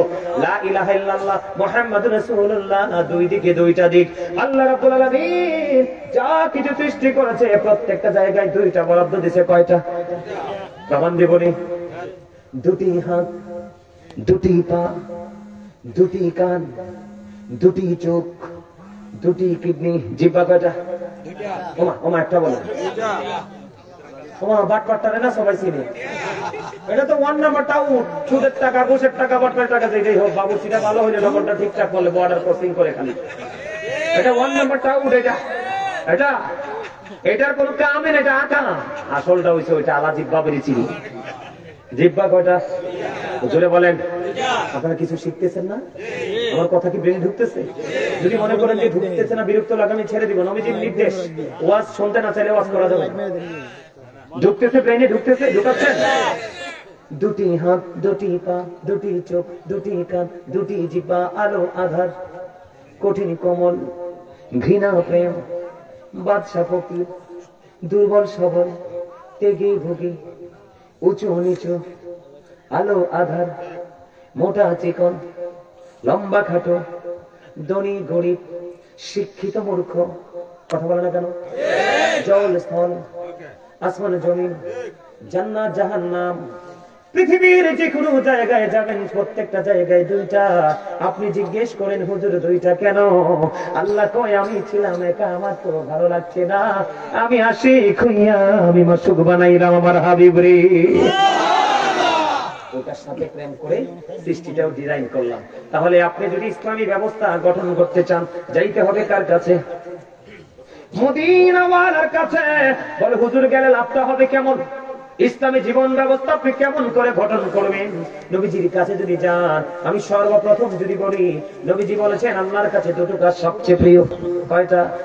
একটা হলো পরিচিত অপরিচিত মুসলমানকে দেখা মাত্র সালাম দিয়ে দাও, আর মানুষকে খাবার তোমরা পেট ভরে খাইয়ে দাও। ইসলামী জীবন ব্যবস্থার বন্ধ রূপরেখা দেখছেন নি কত সুন্দর? সালাম দিবেন, মানুষকে খাইয়ে দিবেন। কেউ যদি আপনার কাছে পরামর্শ চায়, সুন্দর একটা পরামর্শ দিবেন। কেউ যদি ডাকে, আপনি তার ডাকে সাড়া দিবেন। কেউ যদি হাসি দিয়ে আলহামদুলিল্লাহ বলে, আপনি আলহামদুলিল্লাহ বলে দিবেন। কেউ যদি অসুস্থ হয়, আপনি তাকে দেখতে যাবেন। আপনি যদি কোনো মানুষ মারা যায়, তারা জানাজায় যাবেন। জোরে জোরে কন্যা সুবহানাল্লাহ। বন্ধু, আমি সবটা জায়গা বাদ দিয়ে বন্ধু ইসলামী জীবন ব্যবস্থার নিয়ামত নিয়ে একটু বলবো। আপনি সারা জীবন অসুস্থ মানুষকে দেখতে যাবেন, আমি দুইটা হাদিস আপনাদেরকে শোনাবো, বলবো। এখন কিন্তু বাবা মাকে আমরা দেখতে যাই না বন্ধু, বাবা মাকে দেখতে যাই না, বাবা মাকে আমরা আপন করে লালন করি না, আদর যত্ন করি না। নবীজি বাবা মা নয়, থার্ড পার্সন যদি কেউ হয়, আপনি আছেন মাধবপুর, আমি আছি কুমিল্লা, এক্সাম্পল স্বরূপ আমি আছি কুমিল্লা, আপনি আছেন মাধবপুর। আপনি শুনলেন এই কুমিল্লার জমিনে একজন সুন্নি জামাতের আপনাদের প্রিয় মানুষ, একজন ভাই অসুস্থ, সবাই মিলে চলে গেলেন তাকে দেখার জন্য। ইসলামী জীবন ব্যবস্থাটা যদি আপনি কায়েম করেন, আপনার লাভটা হবে কি? আপনি কেমন করে বেনিফিশিয়ারি হবেন আমি আপনাদেরকে বলি। আল্লাহর হাবিব বলে দিয়েছে, হযরত আলী রাদিয়াল্লাহু তাআলা আনহু থেকে হাদিস খানা বর্ণিত। যুবক, ও যুবক, আগেই আলোচনা তোমরা শুনেছো কিনা আমি জানি না, আমি তোমাদেরকে বলি, হযরত আলী রাদিয়াল্লাহু তাআলা আনহু থেকে হাদিস খানা বর্ণিত।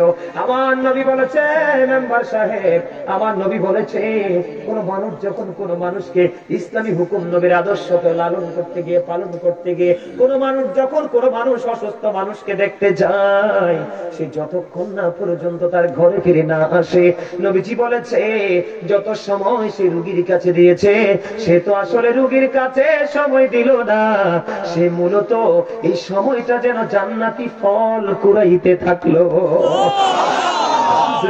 সুবহানাল্লাহ, আর জোরে বলেন না সুবহানাল্লাহ। আমার নবী বলেছে, ও মাধবপুর, সুলতানপুর, পূর্বপাড়ার আমার ভাই, আমার বাবা গো, আমি আমার মা বোনদেরকে দেখে দেখে বলছি গো, এখানেই মজা শেষ নয়। আমি মাত্র দুইটা হাদিস বলবো, বেশি বলবো না, কারণ আমাকে আরো অনেক কথা বলতে হবে। একটা বলে চলে গেলে হবে না। ও যুবক, আমি তোমাদেরকে বলে দেই, তোমরা একটু হৃদয় ওপেন করে শোনো। আমার নবীজি বলেছেন, পৃথিবীর বুকে এমনও মানুষ আছে, সকাল বেলা রোগী দেখতে যায়, বিকালে ফিরে আসে। এটা হাদিস শরীফের ভাষা, আমার না। নবীজি বলেছেন এমন মানুষ দেখা যাবে বিকাল বেলা যাবে, রাত্রটা সময় দিবে, আবার সে পরের দিন সকালে ফিরে আসবে। কেউ সকালে গেল বিকেলে আসলো, বিকেলে গেল সকালে ফিরে আসলো। নবীজি বলেছেন এই কন্ডিশনে কেউ ইসলামী জীবন ব্যবস্থা করতে চায়, যদি তার নিয়ামতটা তার গাঠুরিতে কেমন ঢুকবে। নবীজি বলেছেন তুমি সকালে গেলা, বিকাল পর্যন্ত রুগীকে সময় দিয়ে বাড়ি ফিরে আসলা, সকালে যদি তুমি যাও রে, তোমার জন্য 70,000 ফেরেশতা ওই রুগী দেখতে যাওয়ার কারণে, নবীর আদর্শটাকে পালন করার কারণে তোমার জন্য 70,000 ফেরেশতা আল্লাহর কাছে মাগফিরাত কামনা করতে থাকে। জোরে জোরে কন্যা সুবহানাল্লাহ। আবার কেউ যদি বিকেল বেলা যায় কুমিল্লা থেকে ঢাকা, ঢাকা থেকে নোয়াখালী, নোয়াখালী থেকে সিলেট, বিকালে যদি কেউ যায়, যতক্ষণ না পর্যন্ত সে তার গন্তব্যে ফিরে না আসবে, ততক্ষণ পর্যন্ত আরো 70,000 ফেরেশতা তার জন্য মাগফিরাত কামনা করতে থাকে। জোরে জোরে কন্যা সুবহানাল্লাহ, আর জোরে বলেন না সুবহানাল্লাহ। এখন বন্ধু, নবীজি ইসলামী জীবন ব্যবস্থা যদি আপনি কায়েম করতে চান, আপনাকে একটা কাজ করতে হবে। দাম্পত্য জীবনে বন্ধু আপনাকে সুখ প্রতিষ্ঠিত করতে হবে। তাহলে আপনার ছেলে সেই সুখ দেখে সুখী হওয়ার স্বপ্ন দেখবে। তাহলে বন্ধু, প্রত্যেকটা দাম্পত্য জীবন যদি সুন্দর হয়ে যায়, তাহলে কোনো পাড়ার মধ্যে, কোনো গ্রামের মধ্যে শৃঙ্খলতা থাকবে না। কথা বল না কেন? এখন আপনি যদি ইসলামী হুকুম, ইসলামী আইন মেনে যদি চলতে চান, নবীর আদর্শকে যদি ধারণ করে বাস্তবায়ন করতে চান, ছোট্ট ছোট্ট করে বলছি কয়েকটা এক্সাম্পল দেব। স্বামী স্ত্রী, স্বামীর প্রতি স্ত্রীর হক আছে, স্ত্রীর প্রতি স্বামীর হক আছে, ঠিক কিনা বলেন? এখন আমি বলি বন্ধু, নবীজির আব্দুল্লাহ, নবীজির গোলাম আব্দুল্লাহ সে বিয়ে করলো, 3 দিন হয়ে গেল, মতান্তরে 4 দিন হয়ে গেল, সে তার বিবির কাছে বন্ধু এখনো পর্যন্ত যায় নাই। খেয়াল করেন, 3 দিন মতান্তরে, হাদিস শরীফের মধ্যে এসেছে 3 দিন মতান্তরে 4 দিন পরে ওই আব্দুল্লাহ বাবা আসলেন বউয়ের কাছে জিজ্ঞেস করতে, বউ আমার ছেলে তোমার সাথে কেমন আচরণ করেছে? এবার ওই বউ ডেকে ডেকে বলে, বাবা গো বাবা, আজকে 3 দিন হলো, মতান্তরে 4 দিন হলো আমার বিয়ে হয়েছে, আমি এখনো পর্যন্ত আপনার ছেলের মুখটা দেখি নাই। এবার কি করলেন? এই কথা শোনার পরে এবার আব্দুল্লাহর পিতা চলে গেলেন আপনার আমার প্রাণের নবীর কাছে। নবীজির কাছে গিয়ে যখন বিস্তারিত সখবর খুলে বলল, এবার নবীজি আব্দুল্লাহকে জরুরি ভাবে বন্ধু তলব করলেন, ডাকলেন। এবার আব্দুল্লাহ যখন আপনার আমার প্রাণের নবীর কাছে চলে গেল, এবার আব্দুল্লাহ বললেন, আব্দুল্লাহ তুমি শুধু নামাজ পড়লে চলবে না, তুমি শুধু নামাজ পড়লে গোলামি করলে চলবে না, তোমার অর্ধাঙ্গিনীর হকটাও যথাযথভাবে বুঝাই দিতে হবে। মসজিদে বসে থাকলে হবে না, ইবাদত করলে হবে না, সাধনা করলে হবে না। ইসলামী জীবন ব্যবস্থা যদি তুমি গঠন করতে চাও, নামাজের সময় তুমি নামাজ পড়ো, দানের সময় তুমি দান করো, বিবিকে তোমার ফিজিক্যাল আদর্শ হক দিতে হবে। জলদি চলে যা আব্দুল্লাহ তোর বাপ বিবির কাছে, জোরে জোরে কন্যা সুবহানাল্লাহ। এটার নাম হলো ইসলামী জীবন ব্যবস্থার একটা অংশ বন্ধু, ঠিক কিনা বলেন? ওয়াজটা ভালো লাগেনি? ভালো লাগে? আমার আসেন বন্ধু, বর্তমানে বাংলাদেশের স্বামী স্ত্রীর সম্পর্ক ইঁদুর বিড়ালের সম্পর্কের মতো। ভুল করছি? ইঁদুর বিড়াল দেখলে ভয় পায় না? তোমাকে খামচিতে ধরে খাইয়ে ফেলাইব।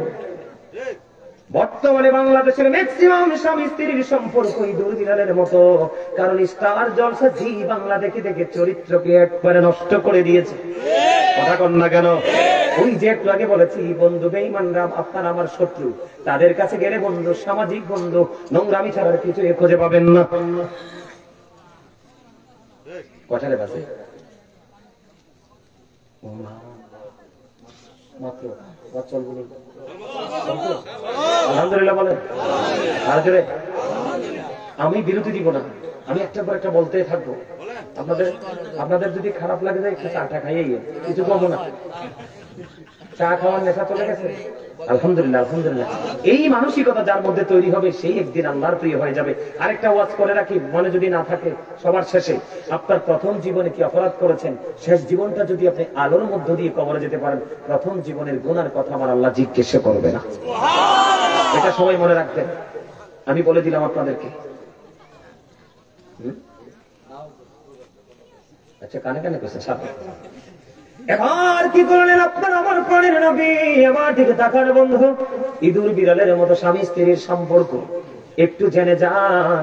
বিবিকে নবীজি বলেছেন, বিবির আল্লাহ কোরআনে বলেছে, আশিরুহুন্না বিল মারুফ, তোমরা তোমাদের স্ত্রীদের সাথে সৎভাবে সুন্দরভাবে জীবন যাপন করো।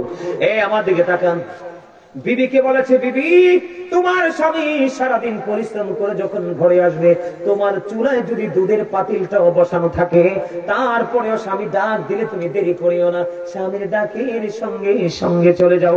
আপনারা মনে করতে পারেন, বলে হুজুর দুধের পাতিলের কথাটা কেন আসলো? কারণ আমরা যত খাবার খাই সব কোন রান্নার মধ্যে এত রিস্ক নাই, দুধ রান্নার মধ্যে এতটা রিস্ক আপনারা জানেন কিনা জানি না। এই জন্য নবীজি হাদিস শরীফের মধ্যে এসেছে, আপনারা যা বললে আপনারা কি মনে করেন জানি না, আমি কিন্তু আমার মায়ের সাথে এমন কোন কাজ নাই আমি করি নাই। মা যখন হাড়ি পাতিল মাছ মার কষ্ট হতো, আমি মাইজা দিতাম। মা যখন গোসল করতো, মাকে বলতাম কাপড়গুলো রেখে আসেন, আমি কেচে দিব। আমি এমন ছেলে রে বন্ধু, আমি এই জন্য বলছি, মায়ের সাথে দুধ রান্না করতে চাইেন, সবকিছু কি চুলায় একটু আটকায় রাখা যায় লাড়া টাড়া দিয়ে, কিন্তু দুধের যখন জোয়ার আসে রে, এটার চুলার পাতিলের মধ্যে আটকায় রাখা যায় না। এই জন্য নবীজি হাদিস শরীফের মধ্যে দুধটাকে এনেছে। নবীজি বলেছে, তুমি মনে করো তোমার স্বামীর ডাকে সারা দিলে দুধ উতরে পড়ে যাবে, পাতিল খালি হয়ে যাবে, অসুবিধা নাই, তারপরে দুধ পড়ে যাক, স্বামীর ডাক দিলে তুমি দৌড়ে স্বামীর কাছে যাও। সুবহানাল্লাহ বলেন না। কারণ হলো the wife's paradise under the feet of the husband, স্বামীর পায়ের নিচে স্ত্রীর জান্নাত। এবার বিবিকে যেমনি বলেছে বন্ধু, স্বামীকেও বলেছে আল্লাহর হাবিব, তুমি যখন বাইরে এক কাপ চা খাও, বিবির জন্য চায়ের ব্যবস্থা করে ঘরে যাও। তুমি যখন একটা মিষ্টি খাও, বিবির জন্য মিষ্টির ব্যবস্থা করে ঘরে যাও। যেমনি বিবিকে বলেছে, তাগিদ দিয়েছে, তেমনি স্বামীকেও বলেছে, বন্ধু আপনারা দুজন দুজনের যদি পরিপূরক হতে পারেন, তাহলে আপনারা দুজনেই নিয়ামতের মধ্যে থাকতে পারবেন। আর যদি আপনারা একজন আরেকজনকে অধিকার দিতে না জানেন, উভয় বন্ধু জাহান্নামে যাবেন। তার এক্সাম্পল আমি বলি, যেমন ধরেন সারাদিন স্বামীটা পরিশ্রম করলো, এক্সাম্পল স্বরূপ বলছি, সারাদিন স্বামীটা পরিশ্রম করলো, গভীর রজনীতে বন্ধু বিছানায় চলে গেল, বিবিকে আদর করে স্বামী তার কাছে ডাকলো, কিন্তু দুষ্ট বিবি মুখটাকে অন্যদিকে ঘুরাইয়া স্বামীর ডাকে সাড়া দিল না, স্বামীর কাছে আসলো না, স্বামী কষ্ট পেল। আমার নবীজি বলেছেন, ওই সময় থেকে সকাল পর্যন্ত ওই নারীটার উপর লানতের ফেরেশতা লানত দিতে থাকে। জোরে জোরে কন্যা নাউজুবিল্লাহ, আর জোরে বলেন না নাউজুবিল্লাহ। বিষয়টা খেয়াল করছেন নি? এটা হলো বিবির জন্য পানিশমেন্ট। আর স্বামীর ক্ষেত্রে যদি আমি বলি, বর্তমানে আমাদের দেশে অনেক স্বামী আছে বিবিকে মোহরানা দেয় না, আছে না নাই? ইসলামী জীবন ব্যবস্থা কেমন করে করবেন না জানা থাকলে, নবীজি বলেছেন তোমার সক্ষমতা আছে, তোমার এবিলিটি আছে, কিন্তু তুমি তোমার বিবিকে মোহরানা দিলা না। নবীজি বলেছে, না দিয়ে যদি কোনো কারণে তোমার মরণ হয় রে, আমার নবীজি বলে দিয়েছে তোমার হাসর হবে ওই জিনাকারীদের সাথে। জোরে জোরে কন্যা নাউজুবিল্লাহ। এটা হাদিস শরীফ। আমাদের সমাজের মধ্যে বন্ধু অনেক স্বামী আছে, একটা বউকে রেখে গোপনে আরেকটা বিয়ে করে। বিয়েটা করার পরে প্রথম বিবিকে আর ভালোবাসে না, আদর করে না। আমার নবীজি বলেছেন, তুমি বিয়ে 4টা করো, সমস্যা নাই, পারলে 4টা করো, না পারলে 3টা করো, না পারলে 2টা করো, না পারলে 1টা করো। তুমি যদি 4টা বিয়ে করো, তোমার সব জায়গা থেকে 4 জনকে সমান ভাগ করে দিতে হবে।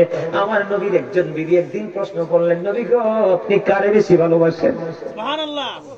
এবার আমার নবী বললেন, ভালোবাসার উত্তর দিতে চাও রে বিবি? এবার নবীজি বিবিকে একটা খেজুর দিলেন, দিয়ে বললেন, তুমি এটা কারো কাছে বললো না। সুবহানাল্লাহ কন্যা। এখন ওনাকে একটা দিছে, উনি তো মনে করছেন নবী ওনারাই বেশি ভালোবাসে। পরে আরেকজন বিবিকে বন্ধু আরেকটা খেজুর দিলেন, বিবি রে কারো কাছে বলিও না। এমনি করে করে 11 জন বিবিকে বন্ধু নবীজি খেজুর দিলেন। একজন বিচি ফালাইতে যায়, দেখে আরেকজন বিচি ফালায়। বোন বাবু তুমি কি ফালাইলা? কয় একজন আরেকজন আল্লাহর তো নবীর রহমত না, এটা যদি না ঘটে তাহলে আমরা প্রেম শিখবো কোথেকে? এবার একজন খেজুরের বিচি ফালায়, আরেকজন যাইয়া দেখে আরেকটা বিচি ফালায়। এবার খবর নিয়ে দেখে রে আমার নবী সকল বিবিকে সমান একটা একটা করে খেজুর দিয়েছে। জোরে জোরে কন্যা সুবহানাল্লাহ। আমার নবীর জীবন থেকে শিক্ষা নাও জগৎ। তুমি একটা বিবিকে বয়কট করে আরেকটাকে তুমি যুবতীকে তুমি আপন করে নিলা, ওই বিবিকে তুমি সবকিছু ওদের সমান করে দিলা না। নবীজি বলেছে তুমি কলঙ্কিত স্বামী, অভিশপ্ত স্বামী, তোমার জন্য বরং বরাদ্দ কলঙ্কময় জাহান্নাম, যেটা অবর্ণনীয় কষ্টের জায়গা, শুধু এমনিতেই জাহান্নামে দিবেন। আগেই তো মুক্তাসার বর্ণনা দিয়েছি। নবীজি বলেছে তার অর্ধাংশ কি কুচু করে জাহান্নামে ঢুকাইবে। জোরে জোরে কন্যা নাউজুবিল্লাহ। সর্বশেষ পয়েন্ট হলো, পয়েন্টটাকে ফাইন্ড আউট করেছি আমি আগেই বলেছি, টপিকস আকারে আলোচনা হবে। সুন্দর লাগেনি অবস্থা? একটা একটা করে করলে ভালো হয় না? এবার যুবক বাবা গো তোমরা সবাই শোনো, দাদা তুমি তো বুড়ো হয়ে গেছো, দাদু যদি দাদু যদি বাইসা থাকে, দাদুর জন্য তুমি একটা পান খাইতে খাইতে তুমি বাড়ি যাইবা, দাদুর জন্য একটা পান নিয়ে যাইবা। চাচাকে বলে চাচা গো আপনি যদি পান খান একটা পান মুখে দিবেন, চাচির জন্য আর একটা হাতে করে নিয়ে যাবেন। আমার কোন ভাই তুমি যদি বিয়ে করে থাকো, এখান থেকে বিরিয়ানির প্যাকেটটা তুমি নিয়ে যাবে, অর্ধেকটা তুমি খাবে, মা বাবা থাকলে অর্ধেকটা দিয়ে দিবে, আর অর্ধেকটা অর্ধেক করে করে তুমি এক লোকমা তোমার বিবি এক লোকমা খাইবা। একটু সময় আল্লাহ রাসূল বলেছেন 1 ঘন্টা বা কিছু সময় যদি যেই কোনো অজুহাতে স্বামী স্ত্রী যদি 1 ঘন্টা প্রেমের আলাপ করতে পারে, আমার নবীজি জানিয়ে দিয়েছে ওই স্বামী স্ত্রীর আমল নামায় 1 বছরের নফল ইবাদতের আমল ঢুকাই দিবে আমার আল্লাহ। জোরে বলেন না সুবহানাল্লাহ, আরো জোরে বলেন না সুবহানাল্লাহ। এবার আমার কথা বুঝতে পারছেন নি? এটা হলো বন্ধু ইসলামী হুকুম, ইসলামী জীবন ব্যবস্থা, স্বামী স্ত্রী দাম্পত্য জীবনে, ঠিক কিনা বলেন? এবার আপনারা মনে মনে ভাববেন হুজুর বউটা তো কথা শুনে না, কি করে না? বিবি কথা শুনে না, বিবি কথা শুনে না, এখন কি করবো? নবীজি বলছে হালকা পাতলা ভাবে তার একটু আঘাত করো। ধরেন একটা চোট দেন, তবে মুখে আঘাত করা যাবে না, অবাচ্য গালাগালি করা যাবে না, অবন্ধু প্রয়োজনে বিছানা আলাদা করে দিবেন, তারপরে হুট করে বিবিকে তালাক দেওয়া যাবে না। কথা কি বুঝতে পারছেন? আরো জোরে বলেন।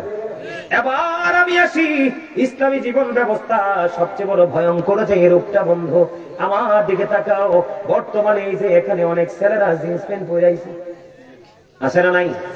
যুবক তোমরা রাগ হইও না, আমি তোমাদেরকে শিখাচ্ছি, আমি তোমাদের শিক্ষক। আমার দিকে তাকাও, ইসলামী জীবন ব্যবস্থা তুমি কেমন করে গঠন করবে আমার দিকে তাকাও। আমি তোমাদেরকে বলি, এদিকে তাকাও। এই যে আমি বলেছি আল্লাহ মানুষকে সুন্দর করে বানাইছে, মনে আছে নেওয়াজ? আল্লাহ তোমাকে আমাকে মানুষের মাঝে, মানুষের ভিড়ে, ঘর মানুষের ভাবে সুন্দর রাখার জন্য উত্তম পোশাক দিয়েছে। কে দিয়েছে? কথা বলে না।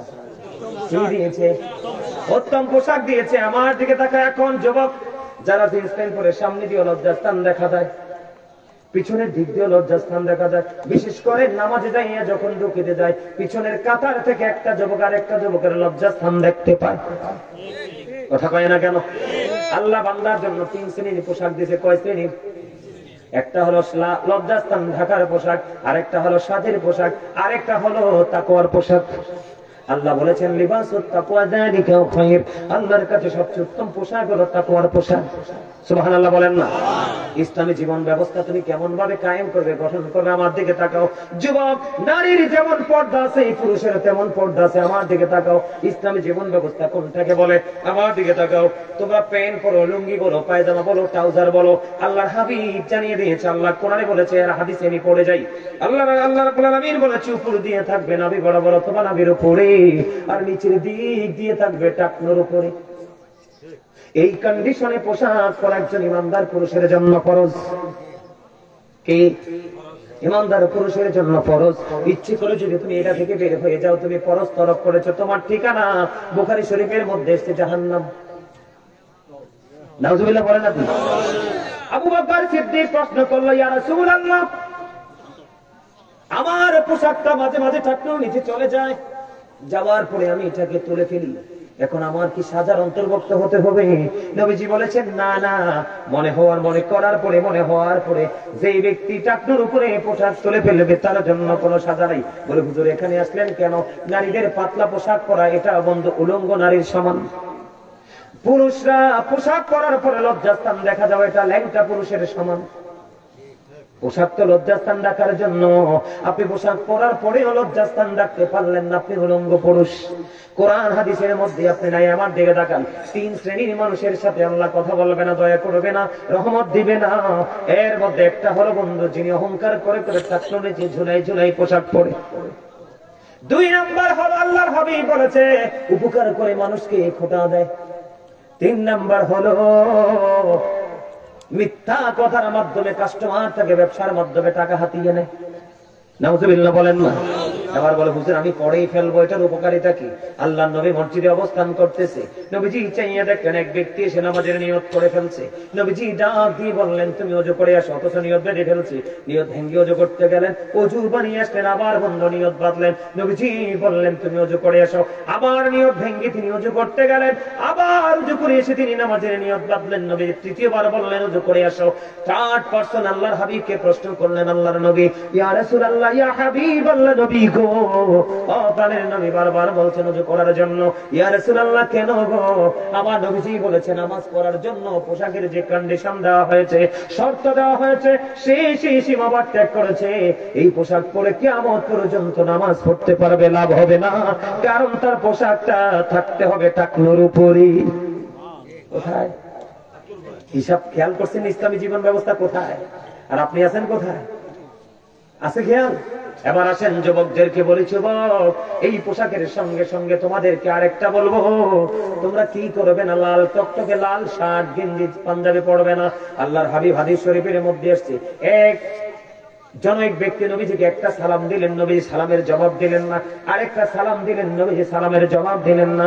কেন গো? তার সালামের জবাব না দেওয়ার কারণ হলো তার পরনে ছিল লাল রঙের 2টা জামা।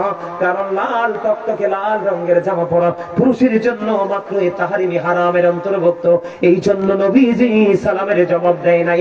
আপনাদেরকে বলবো লাল জামা পরা যাবে না। লাল জামা যদি বর্জন করতে পারেন, তার নাভির নিচে এবং টাকনুর নিচে পোশাক পরা যদি ছাড়তে পারেন, তাহলে আপনি হবে ইসলামী জীবন ব্যবস্থার অন্তর্ভুক্ত। তোমার কথা কয় না কেন? আল্লাহ কি বলে? ফলো করতে কইছেন না নবী? আপনাদের একটা একটা করেই করতে হবে, ঠিক কিনা বলেন? আর জোরে বলেন। এখন মাহফিল শেষে যাবেন, কই ঘুমাবেন না? কথা বলেন না, কি করবেন? ঘুমাবেন কিনা? এমনি কি মোবাইল টিপতে টিপতে ঘুমাইবেন নাকি? কিভাবে ঘুমাইবেন জানেননি? নামাজ পড়ার জন্য আপনি যেমনি ওযু করেন, ঘুমাইতে যাওয়ার আগে রাসূল বলেছেন তুমি তেমনি ওযু করো। কি করো? ডান দিকে কায়েত হয়ে তুমি শুইবা। তুমি ঘুমানোর আগে একটা আমল করবা, বলবো না? নবীজি বললেন 4000 দিনার সাদকা দিয়ে ঘুমাও, একটা কোরআন খতম করে ঘুমাও, জান্নাতের মূল্য দিয়ে ঘুমাও, উভয়ের বিবাদ মিটিয়ে ঘুমাও। জোরে জোরে কোন সুবহানাল্লাহ। একটা হক করে ঘুমাও।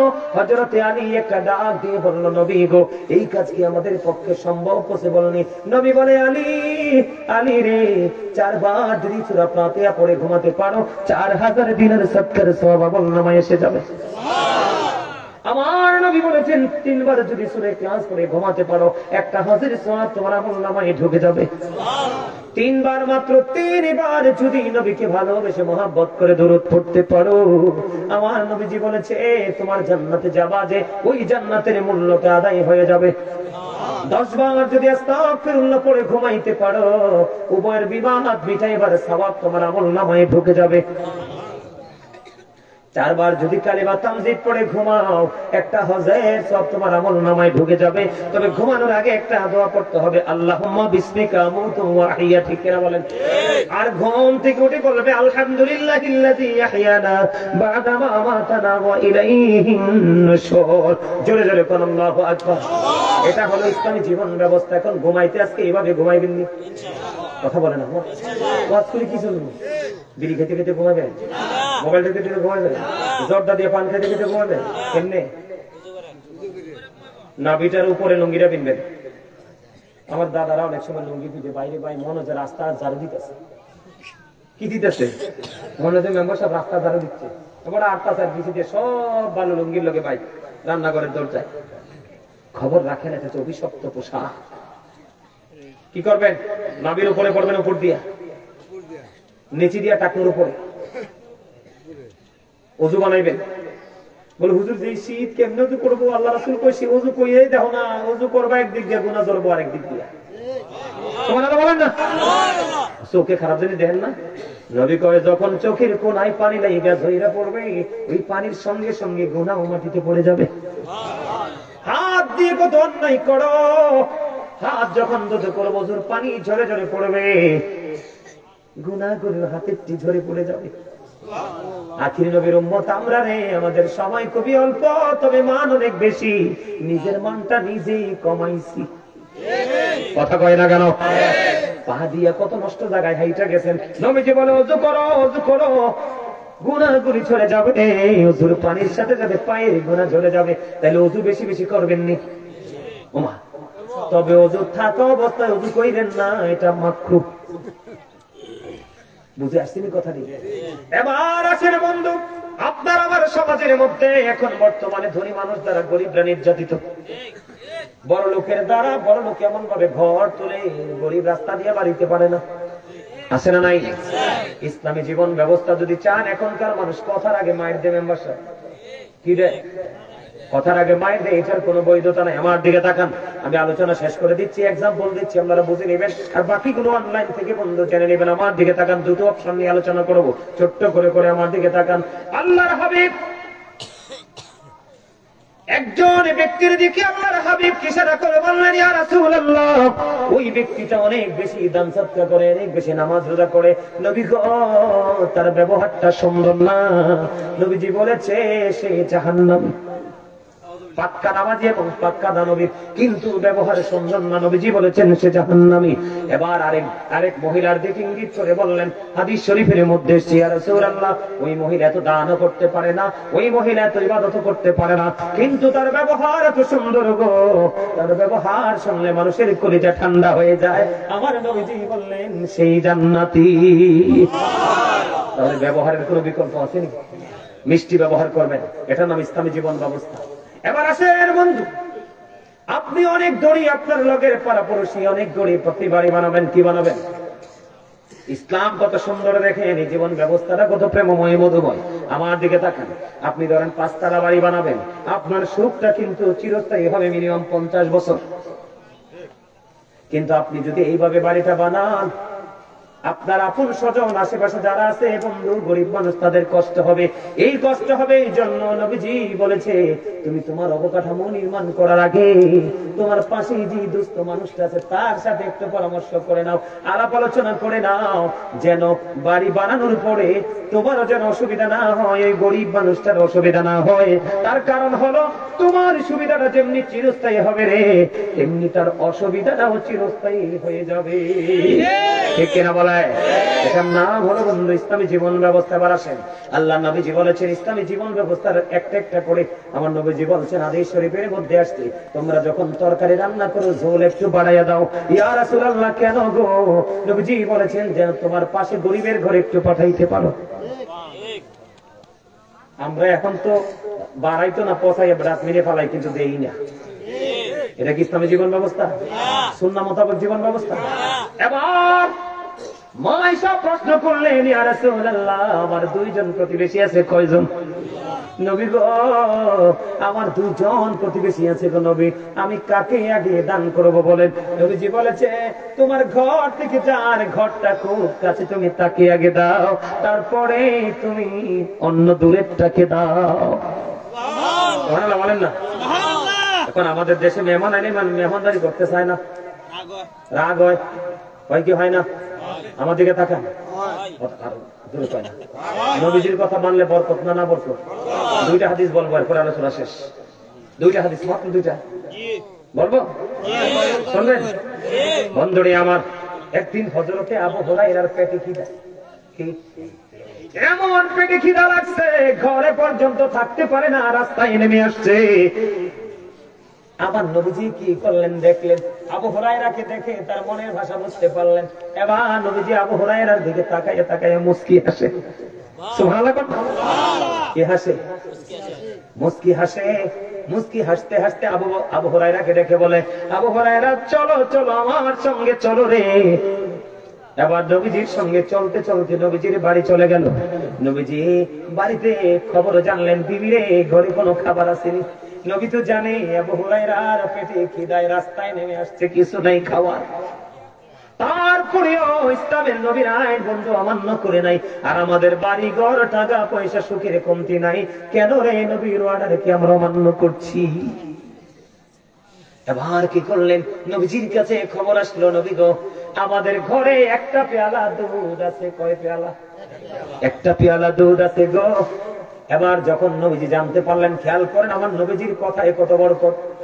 আমার নবীজি আবার একটা ডাক দিয়ে বললেন, আবু হুরায়রা যাও, জলদি চলে যাও, সুফাবাসীদেরকে ডাইকা নিয়ে আসো, আজকে তাদেরকেও দুধ খাওয়াবো। তাদের আত্মীয় স্বজন কেউ নাই রে, তাদেরকে আদর করার কেউ নাই রে, সুফাবাসীদেরকে ডাইকা নিয়ে আসো। এবার আবু হুরায়রা একটা ডাক দিয়ে মনে মনে কয়, নবী গো এটা কি করলেন? ঘরে আছে তো একটা পেয়ালা দুধ, মনে মনে নবীরে হোনাইয়া কয় না, নবী আমি তো পেটের খিদায় আসতে, এক পেয়ালা দুধ তো আমারই হবে না গো নবী, আপনি আবার বলেন সুফাবাসীদেরকে ডাইকা নিয়ে আসতে। মনে মনে ভাবতেছে আল্লাহর প্রিয় হাবিব রাহমাতাল লিল আলামিনের কথা তো ফালানো যায় না। ধীরে ধীরে চলে গেলেন, সুফাবাসীদেরকে বন্ধু ডাকতে সবাইকে নিয়ে আসলেন। এবার নবীজি সিরিয়াল করে বসাই দিল। ও নবীজি বললেন একটা একটা করে বসো। এবার নবীজি দুধ দিচ্ছি, সুফাবাসীরা বন্ধু তৃপ্তি সহকারে খাচ্ছে, তৃপ্তি সহকারে খাচ্ছে, তৃপ্তি সহকারে খাচ্ছে। খাইতে খাইতে সমস্ত সুফাবাসীর পেট তৃপ্তির সাথে দুধ পান করা শেষ হয়ে গেল। এবার আমার নবীজি আবু হুরায়রাকে একটা ডাক দিয়ে কয়, আবু হুরায়রা কাছে আসো। এবার আবু হুরায়রা কাছে গেল, নবীজি আবু হুরায়রাকে দুধ দিলেন, একটুখানি পান করলেন। পান করার পরে নবীজি বললেন আরেকটু খাও, আরেকটু খাইলেন, আরেকটু খাও, আরেকটু পান করলেন। তিনবার বললেন। নবীজি বললেন আবু হুরায়রা আরো খাও গো। এবার আবু হুরায়রা একটা ডাক দিয়ে বলি, ইয়া রাসূলুল্লাহ, নবী গো পেটটার মধ্যে একটা ইঞ্চি পরিমাণ জায়গা নাই গো নবী, আমি একটা ফোঁটা দুধ আর পান করতে পারবো না ইয়া রাসূলুল্লাহ। জোরে জোরে বলেন না সুবহানাল্লাহ। আমরা সেই নবীর উম্মত। হাদিসের মধ্যে এসেছে সর্বশেষে প্রাণের নবী দুধ পান করেছে। আমার নবীর কথা মানলে লাভ না লস। আমি বলছিলাম দুইটা হাদিস বলবো, এখন আরেকটা হাদিস প্রেমের হাদিস মনে করছে বলবো নি। আমি না বলছি দুইটা বলবো, আরেকটা বললে বিরক্ত হবেন না তো? এবার আসেন বন্ধু, আরেকটা মজার হাদিস মনে হয়েছে আপনাদের কি বোঝানোর জন্য। কারণ এত প্রতিকূল পরিবেশের মধ্যে আপনারা বসেছেন, কি বলে আপনাদেরকে ভালোবাসার প্রকাশ করব বন্ধু আমি জানি না। আমি ধন্যবাদ দিব না, হৃদয় ভরা দোয়া এবং ভালোবাসা আপনাদের জন্য রেখে যাব। অসংখ্য আগাছার মধ্যে আপনারাই হলেন মূল বৃক্ষ। কথা বলে না কেন? এক একটা ছেলে, এক একটা মানুষ, এক একটা ফলের গাছ। খন্দকের যুদ্ধের সময় বন্ধু মজার হাদিস, প্রেমের খবর, অনেক কিছু শিখার আছে নবীর আদর্শ থেকে। ইসলামী জীবন ব্যবস্থা কেমন করে কায়েম করবেন, নবীকে মানলেই বরকতময়, ঠিক না রে ভাই? না মানলেই গজব। এবার হযরত জাবের নবীজির কাছে চলে আসলেন, ইয়া রাসূলুল্লাহ কিছু মুহাজির কিছু আনসার নিয়ে আমার বাড়ি আসেন, দাওয়াত দিয়ে গেলাম। আবু হযরত জাবের রাদিয়াল্লাহু তাআলা করে মাত্র 350 আটার খামির বা জবের খামির, বুঝে নিয়েন কত? মাত্র 350 আটার খামির। ওই যে আমরা যে দলা করি না পানি দিয়া, এটাকে আপনারা কি বলেন? খামিরে বলেন। আমাদের কুমিল্লাতে আবার গ্রামের মানুষ অনেকে কাই বলে, রুটির কাই। আপনারা কি কাই বলেন? কাইও বলেন, মাশাআল্লাহ। তাহলে আমার ভাষা আপনারা আমার ডিস্টেন্স নাই। এবার প্রেমের খবর দেখেন, মজা পাবেন। যারা বিবেকবান তারা বন্ধু বড় শিক্ষার জায়গায়। আপনি যত বড় হন, যত কোটিপতি হন, আপনি নবীর আদর্শটা কি শুধু তার পাশাপাশি ধারণ করেন, লালন করেন। আমি আসার পরে জানতে পারলাম এখানে আপনারা নাকি বন্ধু সাচ্চা আশিকে রাসূল, কিন্তু বাস্তবতায় তেমন খুঁজে পাই নাই। রাগ হইয়েন না, হেসানি কোন সত্য কিনা বলেন? আপনাদের কাছে দাওয়াত দিয়ে যাই, অনলাইনে আমার ভিডিওগুলো দেখবেন। হাজার হাজার দিনে পর্যন্ত মানুষ আমাদের বসার জায়গা পায় না, এমন মানুষ আমার আলোচনা শোনার জন্য আছে। বড় আশা করে আসি যে ভাই আজকে আমি তো জীবনে আসিনি, হয়তো ওখানে প্রেমিক খুঁজে পাবো, আপনাদেরকে পাইছি, আলহামদুলিল্লাহ। আলোচনাটা শেষ করি। এবার কি করলেন? নবীজিকে বললেন জাবের কিছু মুহাজির কিছু আনসার নিয়ে আসেন। কিন্তু জাবের দাওয়াত দিয়েছে কিছু, খেয়াল করেন। আবার আমার নবীজি কি করলেন? সকল মুহাজির আনসারকে ডাক দিলেন, তোমরা সবাই চলো জাবেরের বাড়িতে, আমাদের সবার দাওয়াত। জাবের দাওয়াত দিছে মুষ্টিময় কিছু। কি নবীজি দাওয়াত দিছে কারে? সবাইকে, সবাই রে। এবার জাবের তো কানে আওয়াজ আসছে, নবীজি যে সবাই রে ডাক দিয়ে বলতে চলো। জাবের দৌড়ে চলে গেলেন। বিবি বিবি রে তুমি না বললা কয়েকজনকে দাওয়াত দিতে, আমি তো কয়েকজনকে দাওয়াত দিছি রে বিবি। আমি নিজে এখানে শুনতে পাইছি আমার নবী সকল মুহাজির আনসারকে নিয়ে আসতেছে। বিবি ডাক দিয়ে বলল, স্বামী গো টেনশন করো না, আমার নবী তো রাহমাতুল লিল আলামিন। এবার কি করলেন, ধীরে ধীরে ধীরে ধীরে সবাই বন্ধ চলে গেলেন।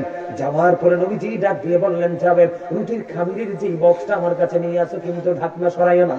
আসার পরে নবীজি থুতু মোবারক লাগাইয়া দিলেন।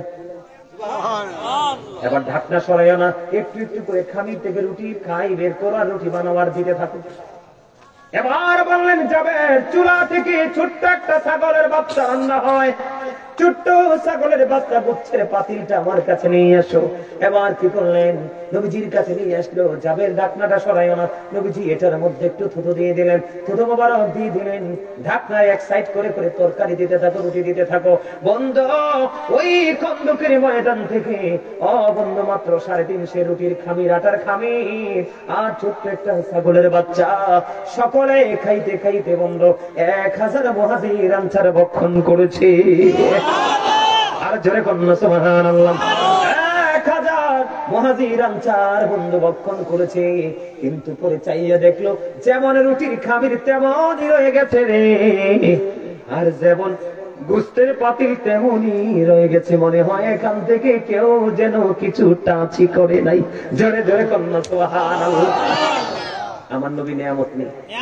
সর্বশেষ হাদিস, একদিন আল্লাহর হাবিবের কাছে এক মেহমান আসতেন ক্ষুধার্ত হয়ে, এটাও হাদিস শরীফ। আসার পরে নবীজির কাছে একটু সাহায্য খাবার চাইলেন। নবীজি নবীর এক বিবির ঘরে খবর পাঠালেন, বিবিরে ঘরে কি আছে? এবার বিবি খবর পাঠালো, ইয়া রাসূলুল্লাহ ঘরে পানি ছাড়া কিছু নাই গো। খেয়াল করেন, নবীজি উত্তর পাইলেন, আরেকজন বিবির কাছে খবর পাঠালেন। ওই বিবি উত্তর দিল, নবী গো ঘরে পানি ছাড়া কিছু নাই। এবার বন্ধু অসংখ্য সাহাবী আছে উপস্থিত নবীজির সামনে। সমস্ত সাহাবীকে ডাক দিয়ে বললেন, তোমরা কে আছো রে? আজকের রাতের জন্য মেহমানদার দায়িত্ব নিবা, ক্ষুধার্ত মানুষের দায়িত্বটা নিবা। একজন আনসারী সাহাবী দাঁড়ালেন। একজন আনসারী সাহাবী দাঁড়িয়ে বন্ধু দাঁড়িয়ে আবার একটা ডাক দিয়ে বললেন, ওই মেহমানকে নিয়ে উনি ওনার বাড়িতে গেলেন। যাইয়া বিবিরে ডাক দিলেন, বিবিরে বিবি আমাদের ঘরে কোনো খাবার আসেনি স্বামী গো, আমাদের ঘরে অতিরিক্ত কোনো খাবার নাই, আমাদের ছোট্ট একটা বাচ্চা আছে, ওই ছোট্ট বাচ্চার একটু খাবার আমাদের ঘরে আছে। নবীজি যাক ওই আনসারী সাহাবী তার বিবিকে ডাক দিয়ে বললেন, বিবিরে আমি আমার নবীর কাছ থেকে চাই আজকে একটা মেহমান আনছি, মেহমানদারি করবো। বিবি ঘরে তো কিছু নাই, আমি জানি রে, যেইটুকু খাবার আছে বাচ্চার মেহমানকে উপাস রাখতে পারবো না। বিবি সন্ধ্যা যখন হবে প্রদীপটা নিবাইয়া দিও, প্রদীপটা নিবাইয়া দেয়া বাচ্চাটাকে কৌশলে ঘুম পাড়াইয়া দিও, রাতের বেলা মেহমানকে খাবারটা দিয়ে মেহমানদারি করবো। ঠিক বিবিকে যেমনি বললেন তেমনি ভাবেই বন্ধু বিবি কাজটা করলো। মেহমানকে বাচ্চার খাবারটা দিয়ে মেহমানদারি করলো। রাত্রিটা ফুরিয়ে গেল, সকালে যখন হলো আপনার আবার প্রাণের নবীর দিকে বন্ধু ওই আনসারী সাহাবী রওনা দিলেন। ওই আনসারী সাহাবীকে নবীজি দেখে আর মিষ্টি মিষ্টি হাসে। আনসারী সাহাবী এবার খুশি হয়ে গেলেন, ইয়া রাসূলুল্লাহ নবী গো এত প্রেমময় দৃষ্টি দিয়ে হাসির কারণ কি গো নবী? আমার নবীজি বলছে, রে সাহাবী তুমি গত রজনীতে মেহমানের সাথে যে ব্যবহার করেছো, যে আচরণটা তুমি করেছো, আমার আল্লাহ তোমার এই মেহমানের প্রতি আচরণে আমার আল্লাহ খুশি হয়ে গেছে। এই খবর আমি নবী পাইছি রে, এই খবর পাইয়াই তোমাকে দেখে মিষ্টি হাসি দিয়েছি। মনে রাখেন, আল্লাহ যখন খুশি হয় তখন পৃথিবীতে বৃষ্টি দেয়। আল্লাহ যখন খুশি হয় কারো বাড়িতে মেহমান পাঠিয়ে দেয়। আল্লাহ যখন খুশি হয় বাবা মার কোন জুড়ে কন্যা সন্তান পাঠিয়ে দেয়। সুবহানাল্লাহ বলে। সম্মানিত উপস্থিতি, আমি এইভাবে আলোচনা করতেই থাকবো, একটার পর একটা একটার পর একটা নিয়ে। রাত্র ফুরাবে, আমার এই সিনা থেকে কথা ফুরাবে না। সুবহানাল্লাহ বললেন না? আমি প্রত্যেকটা বিষয়কে অনেক বড় বড় করে করতে পারতাম। এক্সাম্পল কয়েকটা এক্সাম্পল দিতে হবে, এই জন্য আমি আপনাদেরকে কথাগুলো বললাম। সর্বশেষ ইসলামী জীবন ব্যবস্থা গঠন করতে হলে, নবীকে পেতে হলে আপনি বাবা মাকে ভালোবাসতে হবে। We should obey our parents. আমাদের প্রত্যেকের উচিত আমাদের পিতামাতাকে মান্য করা, কারণ paradise of the child under the feet of the mother. মায়ের পায়ের নিচেই সন্তানের বেহেশত। ঠিক কিনা বলেন? বাবা মাকে কষ্ট দেওয়া হারাম, ভালোবাসা ফরজ। যে সন্তান বাবার অবাধ্য সেই সন্তান আল্লাহর অবাধ্য। যে সন্তান মায়ের দিকে মায়ের নজরে তাকাবে তার আমল নামায় হজের সওয়াব দিবে। নবীকে 100 বার তাকান তাই 100 হজের সওয়াব।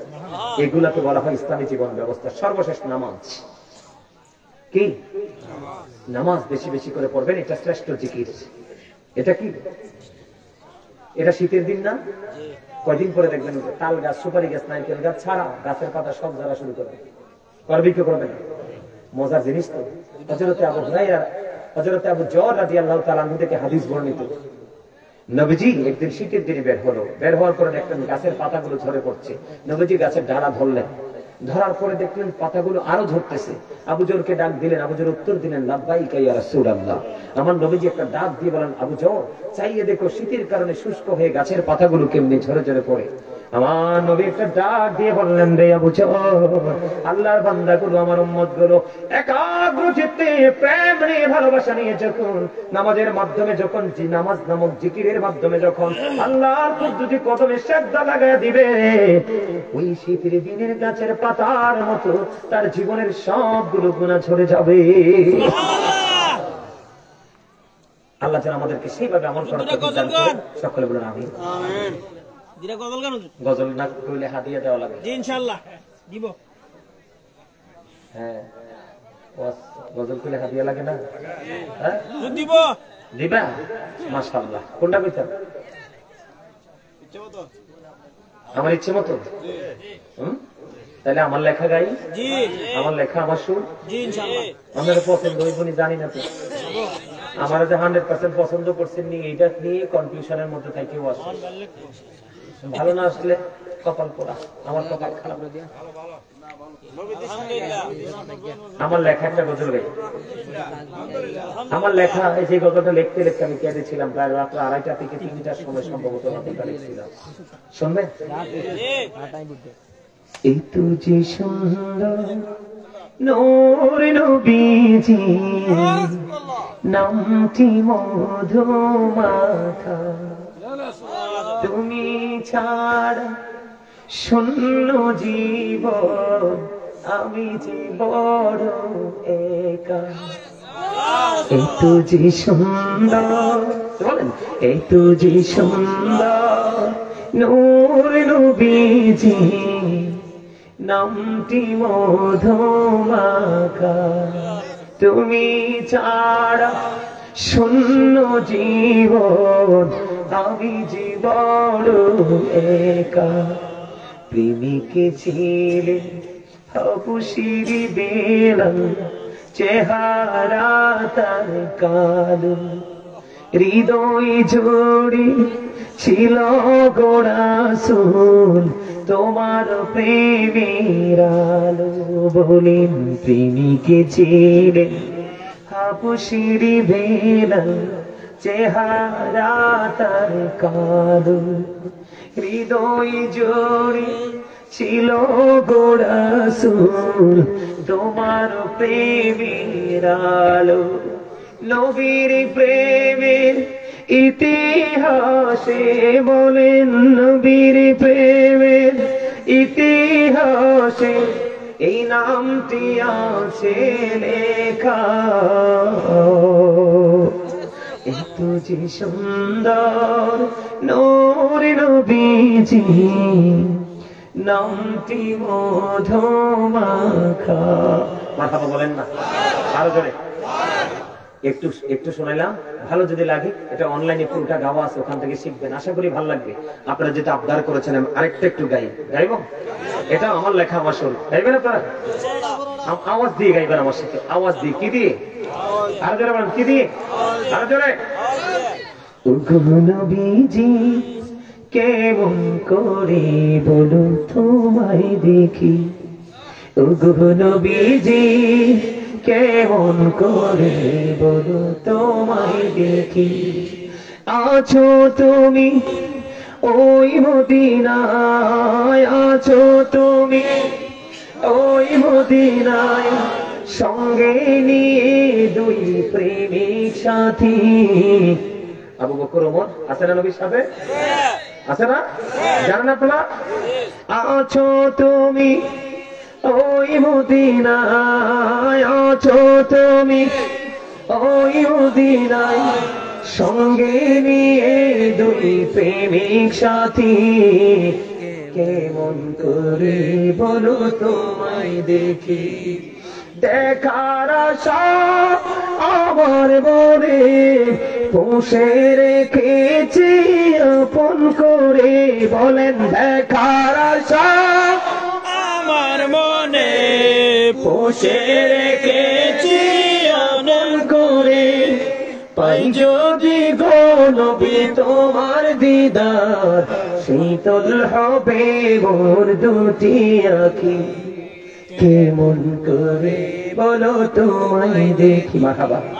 আপনারা আমার গজলগুলো নির্জনে একা, কোনো টেনশন থাকবে না, তখন শুনবেন, তখন বুঝতে পারবেন।